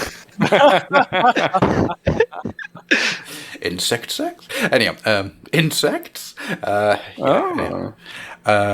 totally forgot what I was saying. But that's the point. The closer to the centre you get, the more normal things are. The further out you get, there's more magic and more cosmic weirdness, and the stranger things get. The only exception is She-ish, right? Yeah, because that's completely Zechian. It's inverted She-ish now, isn't it? Yes, Nagash inverted it. So the centre is now where all of the magic is coalescing, and where everything is weird and bizarre. And Charmon has these weird pockets now of weird magic as well. Yeah. So that's there are exceptions to it, but Yeah, that's the basics. This is the sad thing, kind of, about Age of Sigmar, because as everyone's talking about, it's got like great potential. Yes. But it's kind of like, to me, just kind of as a person, sort of a little bit more on the outside, it kind of comes off as me of just kind of like, okay, like, and all of that. But what you guys are saying, like, the potential sounds amazing for this. It really I'm kind is. Yeah, it just really like, is. why isn't this kind of being, talked about more? Is my Pushed kind a of bit idea. more, So yeah. Because it's not no, 40K. no, I feel That's it why. feels- it feels like Games Workshop has to clean up its act on that stuff. I mean, Well, they like I say, did- it's not 40K, so that's Right. Yeah, effectively yeah. why. Let's they be did honest. good work last year with the Broken Realms books. Yeah, they did they are amazing. some of the Yes. best campaign books they've ever released. They're Absolutely. not just good campaign books, they're good to read. They're a good story, they're great fun to read. They're some of the very few campaign books I've gone back and read again and again, Same. Yeah. But we really do need that narrative push to keep going into third ed. It needs to pick up again, right? Because Absolutely. it started, it's from the transition from 2.0 to 3 was strong, right? It needs to get going again. But even the launch of 3, once the sort of the idea of the Dawnbringer Crusade came into, once you found out what that is, Yeah, that's right. such an amazing narrative hook that these people are becoming prophets. It's equivalent to kind of what's happening in 40k, isn't it, with the Psychic Awakening and the Very much so, yeah. Right? It's kind of almost like it's building towards the waxing of Sigmar again, right? Yeah. Maybe Sigmar is stirring in Asia. Who knows, right? Yeah, and the idea of like these everywhere the beasts are becoming more violent and things are coming out of the mud. It's like, oh, I love it. I want more. Give me the mud and blood and guts. Yeah, that's the. I still stuff. contend they are going to have to release Sigmar for it at some point. Yeah. Oh, yeah. It's the age of Sigmar. Yeah. They are going to have to do it. If they can represent the Gash, if they can represent Archaon, if they can represent the Slaneshi twins, who are like basically the avatars of Slaanesh now. Oh, Sigmar should be out there, right? Do you not find it I think annoying? it's one of the things you leave to last, though, don't you? Because Yeah. that's one of the oh shit moments. It's like, oh shit, we're getting a Sigma model, It's and gonna oh have shit, he's going to fight Archaon. Yeah, There you it's go. going to have to be big. It is going to have to be big. It's going to have to be a big campaign. Yeah. And it's going to be when the gates of Asia open again, right? That's going to be the big thing. It's when the gates of civilization open again. That's a big thing if that ever happens. Yeah. I mean that's sort of within the mythology that exists. That's like the emperor getting up and starting to sing. Yeah, it really is. It really is. I mean, is he got Galmaraz back? Did he ever get Galmaraz back, or is it still lost? No, he got it. He got it back, and he gave it to. He was the guy who went to the Garden of Nurgle together because he gave it back to him. I can't remember his name. We shall call him Jim. I remember it's really annoying because I remember on the audiobook the Great Unclean One kept calling his name again and again, and it sounded really cool. It wasn't Garviel. I think it began with a G though. He was I think he was he was something like a medic or something before he got turned, wasn't he? Yeah, Right, interesting. He was quite an interesting character. Yeah, Interesting. Yeah, absolutely. So he is potentially at his full power. He could actually do the business. I mean, if they're gonna release him, they need him riding like a Star Dragon or something. Oh yeah, It's like that. Well, the Star Dragon, whichever one it is. he's going to ride Drakius. Yeah, right. Drachnethel or something. Drachnethel, yeah. That's Drakius Is that is a his name? character. Yeah, Drakius is a character with an Italian accent in an RPG show I listened to. Oh my god! I want Chaos Dragons. God damn it! Yes, absolutely. Shall I do something positive? Yes, Because let's. time's running out a little bit here, so we'll get into it. So, who's excited for Gorka Morka? Oh, you mean that's coming out. I'm excited now. What? What are we talking about? You know, He's been facetious. He's been Necromunda. Right. Okay. I thought something had dropped then. I thought a rumor had dropped, like they were re-releasing it or something. Ash Wastes, or as like I'm going to call it, Gorka Necromunda. Yeah, it's Gorka Porka, kind of. It's Gorka Porka, but not Necromunda, really. basically. Yeah. So with that, we now have every single way to run an Inc. 28 campaign. We have under the cities, we have above the cities, and we have outside the cities. I'm excited for this. I'm legitimately excited for having Necromunda vehicles. Oh, yeah. Are we going to have drag racing? Yes, we are. I don't care if you don't agree with me, George. Every time I see you in person, we're going to have Necromunda drag racing matches. Brilliance. I mean, I've been getting a lot of the background books for Necromunda, just the rule books, because the background is great. Oh, yeah. It is so much fun. Mm-hmm. I've got about 20 episodes of Necromunda Historica that I've got noted out that I really need to get done. Back to doing weekly releases, by the way, on the YouTube channel. Woo! Brilliance. It's only taken me a year of hell. Finally there. But yeah, the idea of like actually having the Ash Wastes as a place to go when Necromunda. Because you know what that means, don't you? You know what that means? That means they're going to go to the other spires as well. Right, yes. Yeah, and also, I mean, it means that they're going to encounter like the crashed ships of the original settlers of Necromunda. Yeah. And whatever the hell is still lurking out there, Scaffies and muties. And orcs. And whatever weird like AI still inhabit those ships. Yeah. But this is what excites me, because we know that these are things that we know for certain that are on the other spires of Necromunda. This is where it gets really Fallout 3. It's quite fun. We know that one of them is infested with the Gene Stealer cult. Yes, of course. We know one of them was absolutely decimated by a security system that went awry. So, which is an AI. And we know that one of them is just a giant smoking ruin after a nuclear explosion. So, the RPG potential here is ridiculous. Well, this is why I think we could make an amazing Inc. 28 series out of this, because what you now have is a full world to play with. Yeah, and I'm in. I am really in. The problem is I don't have the money to actually buy it, but that's okay, because I can just sit and cry in the dark instead. Yay! But now I'm actually genuinely Or you could just... Sorry, carry on, man. Well, I was just saying, or you could actually just kind of hear these kind of like little tidbits of information and create your own material for your RPG. Well, that's very true. I mean, I just like I've got this idea in my head, and I've wanted to do it for years, which is to run a gaming weekend, which is entirely narrative gaming, right?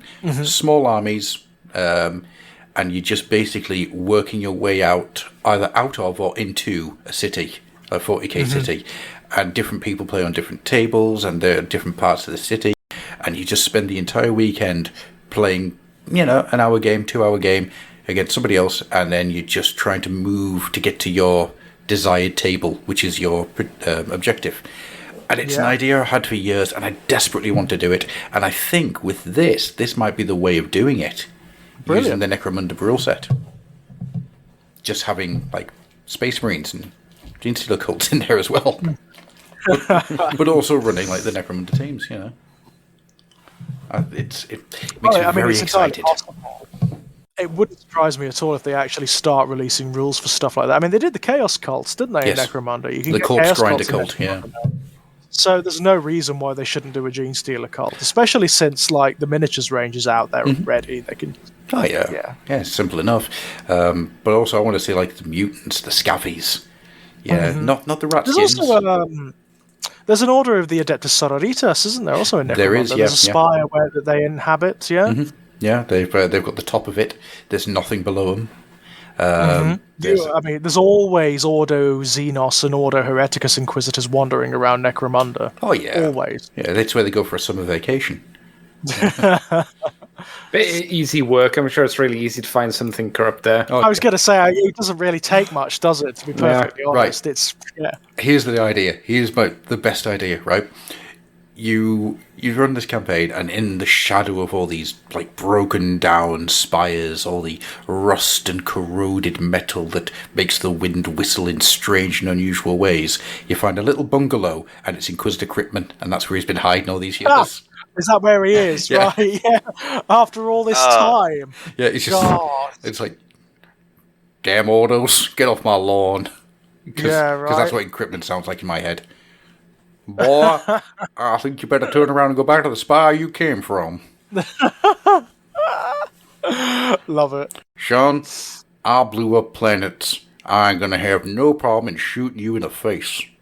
No, he was badly treated by the Imperium, was Cryptman. Yeah, absolutely he was. He discovered Tyranids, I mean, for God's sake, you know? Yeah, if it wasn't for the fact that the planet Tyran was there, they could have been called Kryptonids. Right. They could have very easily been called Kryptonids, yeah. Which is shit, isn't it? Let's face it. It's really shit. It's shit because I just came up with it off the top of my head. But they could have been called cryptids. They could have been called cryptids, yeah. With a K. Yeah. Right. My headcanon is now that the Tyranids are called cryptids with a K. Yep, I'm in for that. It was actually fun. I was thinking about like some of the Inquisitors that aren't around in the background anymore that have sort of like got like Chevak. Where's Chevak? Yeah, Jack Draco. Yeah, but whatever happened to Chevak? He was a significant character once upon a time. He was, yes, but he just kind of dropped. Well, I suppose was after him. I suppose the problem is that when you look at 40K's timeline, especially now that it's moved on a little bit, certain characters will have just died of old age. Yeah. Right. Like millennia ago. Yeah, I mean... Like literally millennia ago. There's a reason we don't see Commissar Yarrick kicking around anymore. It's because he's dead. Well, I subscribe to my own kind of fan theory that he's still alive out there because the orcs believe him to be a kind of a great a warrior, like he is the immortal devil warrior. Yeah, immortal devil warrior. He is like, I like to imagine that there are great works of orcish literature that are basically the equivalent of Beowulf, but with Gazgul being Beowulf and Yarrick being Grendel. Yeah, that's how I imagine it. Yeah, I imagine that's beautiful. I think that's probably the case, to be honest. Yeah, I imagine orcs warn grotlings to do as they are told, or Commissar Yarrick will get them. Yeah, and I also believe his evil eye on you, won't he?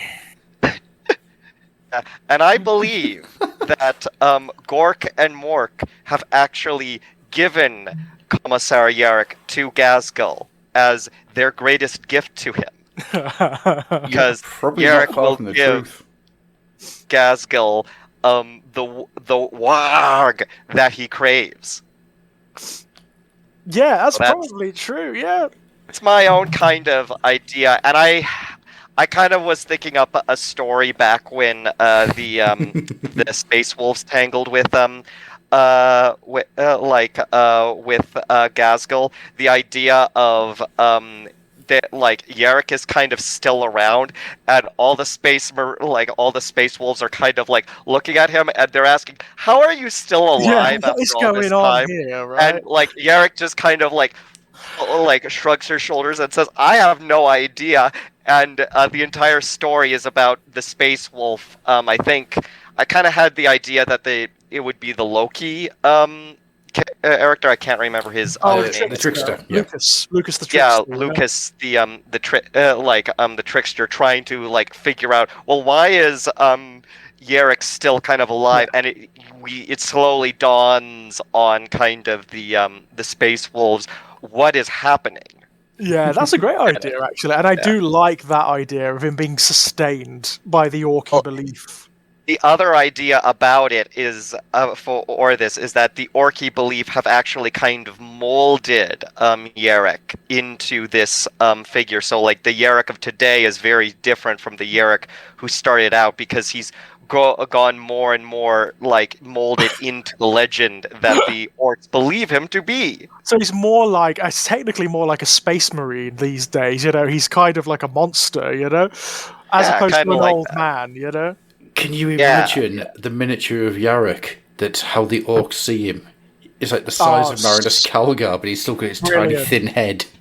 I think it's a brilliant idea. I so want them to bring Yarrick back, because he's been out of circulation for a while now, hasn't he? Yeah. I thought when they did that Warhammer Plus episode about him, I thought that might have been like a hint that he was coming back.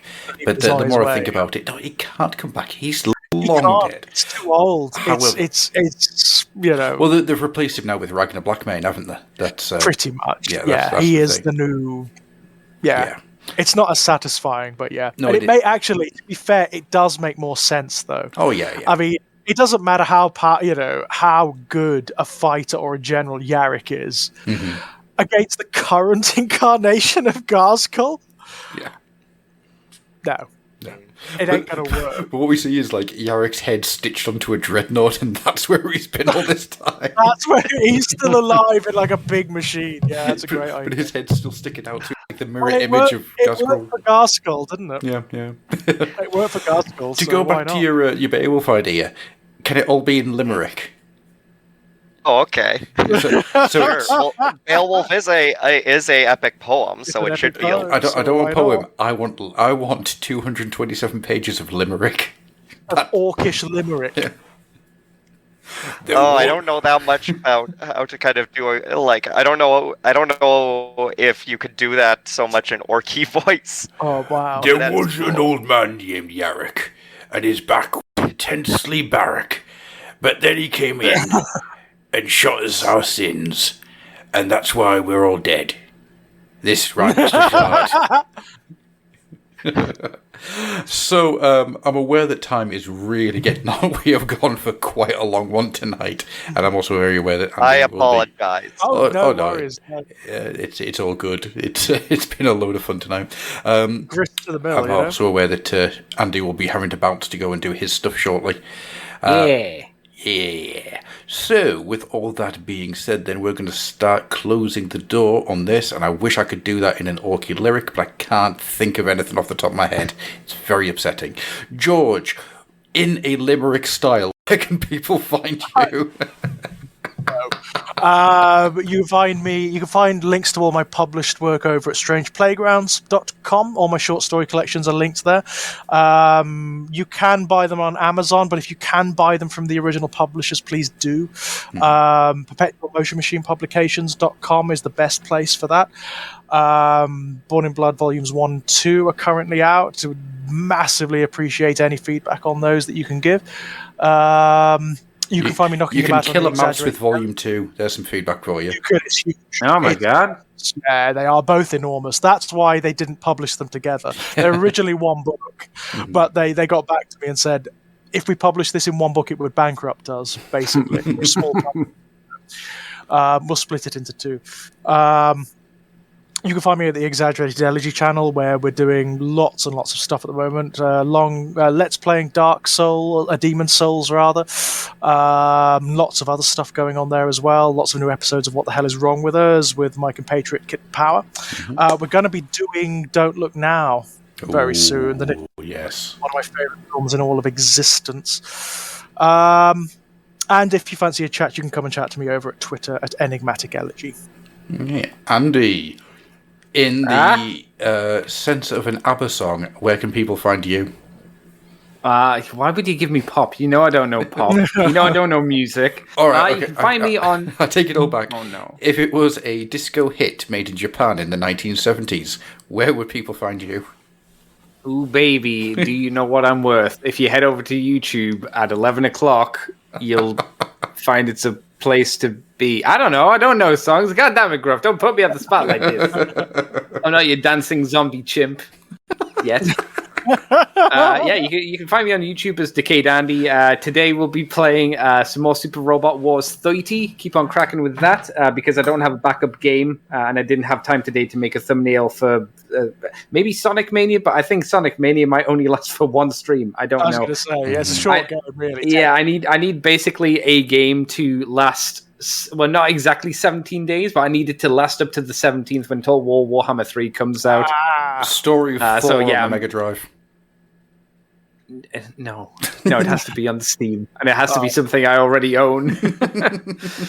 You can also find me in Moonbase 2 podcast, where me and my buddy Mikey talk about Transformers and a lot of non-Transformer Transformer things each and every week. Head over to Moonbase 2 podcast, Libsyn, iTunes, Facebook, YouTubers, Moonbase 2 Transformers podcast, lots of places like that. And I think that's me diddly done. Oh, you can find me on Twitter as Decayed Andy too if you want to go there. Next. Yeah. Liberty, is there anything that you'd like to pimp out other than the undead zombie chimp? Well, no, not that much. I don't have much of an internet presence. I'm on Mastodon as Kako Demon Slayer 14.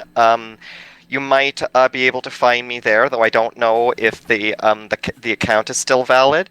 And again, I am also on Tumblr, perhaps. I just used that to try to gain information about the Balinese goddess Rangda from Balinese mythology. I was trying to ask a Balinese person about what they knew about it to kind of get a first-hand knowledge of the research. I'm a religious studies student. Mm-hmm. Excuse me? That's amazing. I'm a religious studies student, and I'm fascinated in kind of like various sort of mysticism of the Hindu, Buddhist, and Islamic variety, which kind of makes sense why I am a fan of Warhammer 40k once you think of it. Yeah, absolutely. Yeah. Melting pot of basically everything. Well, in some ways, it will got to wrap up. I don't want to distract too long. But there is one thing that if you want to, hopefully I'll be able to get more of my stuff out there into the world, because I am a aspiring writer. But I do have a story in a old anthology collection called Black Power, a collection of black superheroes anthology. I have a story called Are You Experienced, which features Jimi Hendrix as a superhero in a post-apocalyptic Mad Max setting. I'm in. That sounds superb. I've got to seek that out now. Well, I could, if you want, find the document and send it to you for free, Adam, if you want. Absolutely. I mean, in. I mean, George. Sorry. Not you, Adam. You gotta pay. I'm gonna pay. Together after a while. I'm very sorry. Oh, I am very sorry. What you don't actually see is that we've just got cameras set up really cleverly. We're all just one being with 3 heads. Oh, shit. That's absolutely true, yes. Am I talking to Magnus the Red? Kind of, yeah. We're aspects of one another, yeah. Yeah, unfortunately, we're not good enough to be Magnus the Red. We're Arthur the Blue. It's not so good. Magnus the Brown. We're not quite profound enough to be Magnus the Red or powerful. But this is it. This is it. There aren't any other aspects or anything. It's just this. Okay. Well, I hope to the listeners of the Fluffenhammer that my inclusion wasn't a protrusion, and I hoped you enjoyed me for what I could kind of provide. That's good. It's good. It's nice to actually have someone stop us in certain areas and just say, "The hell are you on about?" Yeah, that was a great help, wasn't it? Actually, yeah, it's interesting. One of the data sometimes we know the stuff so much is that it can get a bit esoteric. Dense. Well, from what I've kind of listened, even though it is esoteric, I can still kind of understand it. So you guys give kind of good primer. You can pick up the lingo and the history quite easily. But I hope to kind of keep popping up, and one of my missions Absolutely. in life is to get George into a cult RPG game. I thought you were just going to stop then. He's already part of a cult. He I was can't be gonna in say- another one. I foster my own. No, cults.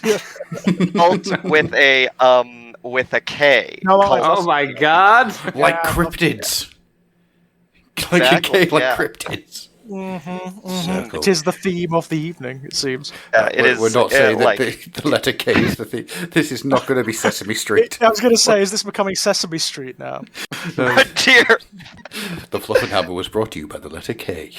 Written by Clive Barker. Oh, yes, please. Sesame Street was brought to you by Yes, Clive please. Barker and the letter K. We now return to Sesame Street eating Oscar the Grouch. Not the Clive Barker you want. It's Clive Barker with a K. It's the knockoff version. Oh, I was going to say Clive Barker does have a K. It's in the Barker. But no, we'll just leave it No, alone. it's Clyde Baker. Right, before we do anything else, Jai has once again been Jai, and he's amazing. Oh my god. There once was an Umi called Yarrick, who ain't never was no peacenik. He was right good and shooty, and he took all me booty.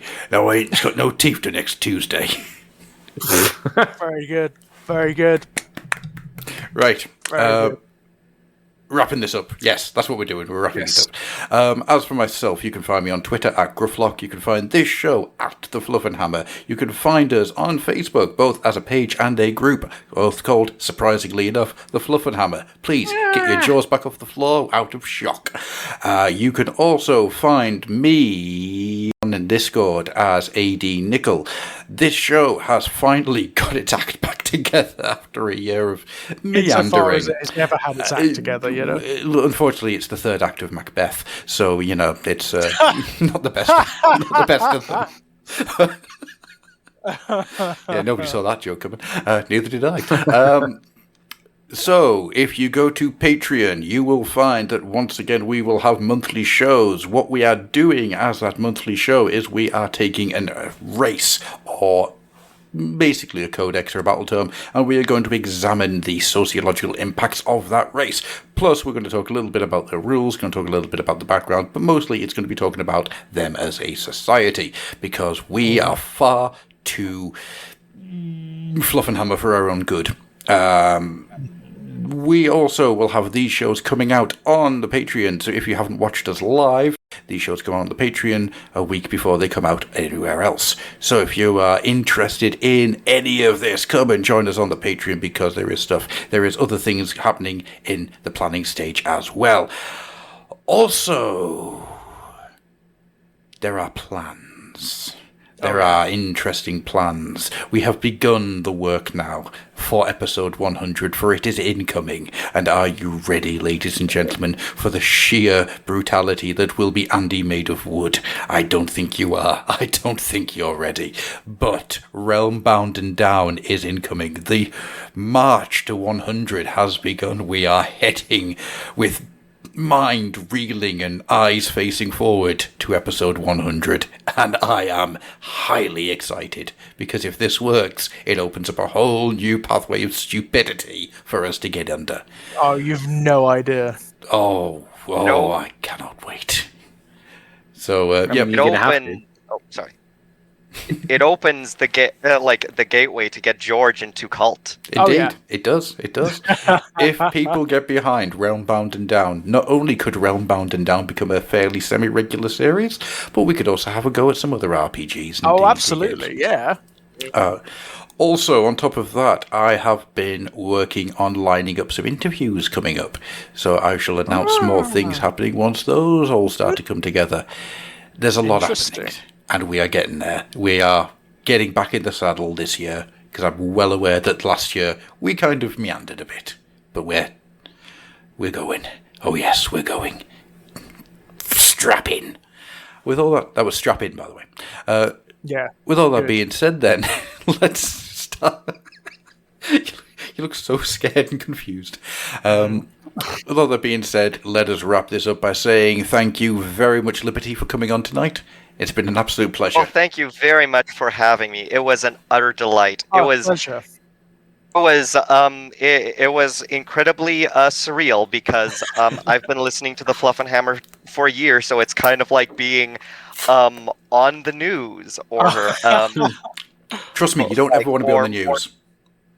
no, you don't want to Not be in on the the news, UK. but it's Not kind in of the UK, you don't. well, not here in North America either.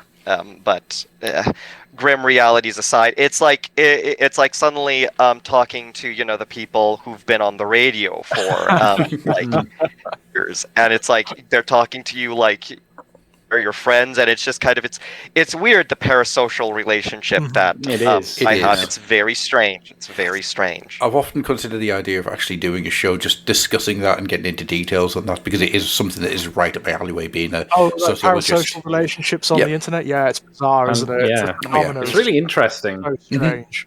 It's both a positive thing and can be a negative thing depending absolutely. on how you take it. It's such an interesting aspect to it's how the world of 2022 is. Yeah, and how humanity is as a result. You know? Yeah. Joy says it's not a parasocial relationship unless you're simping with cash.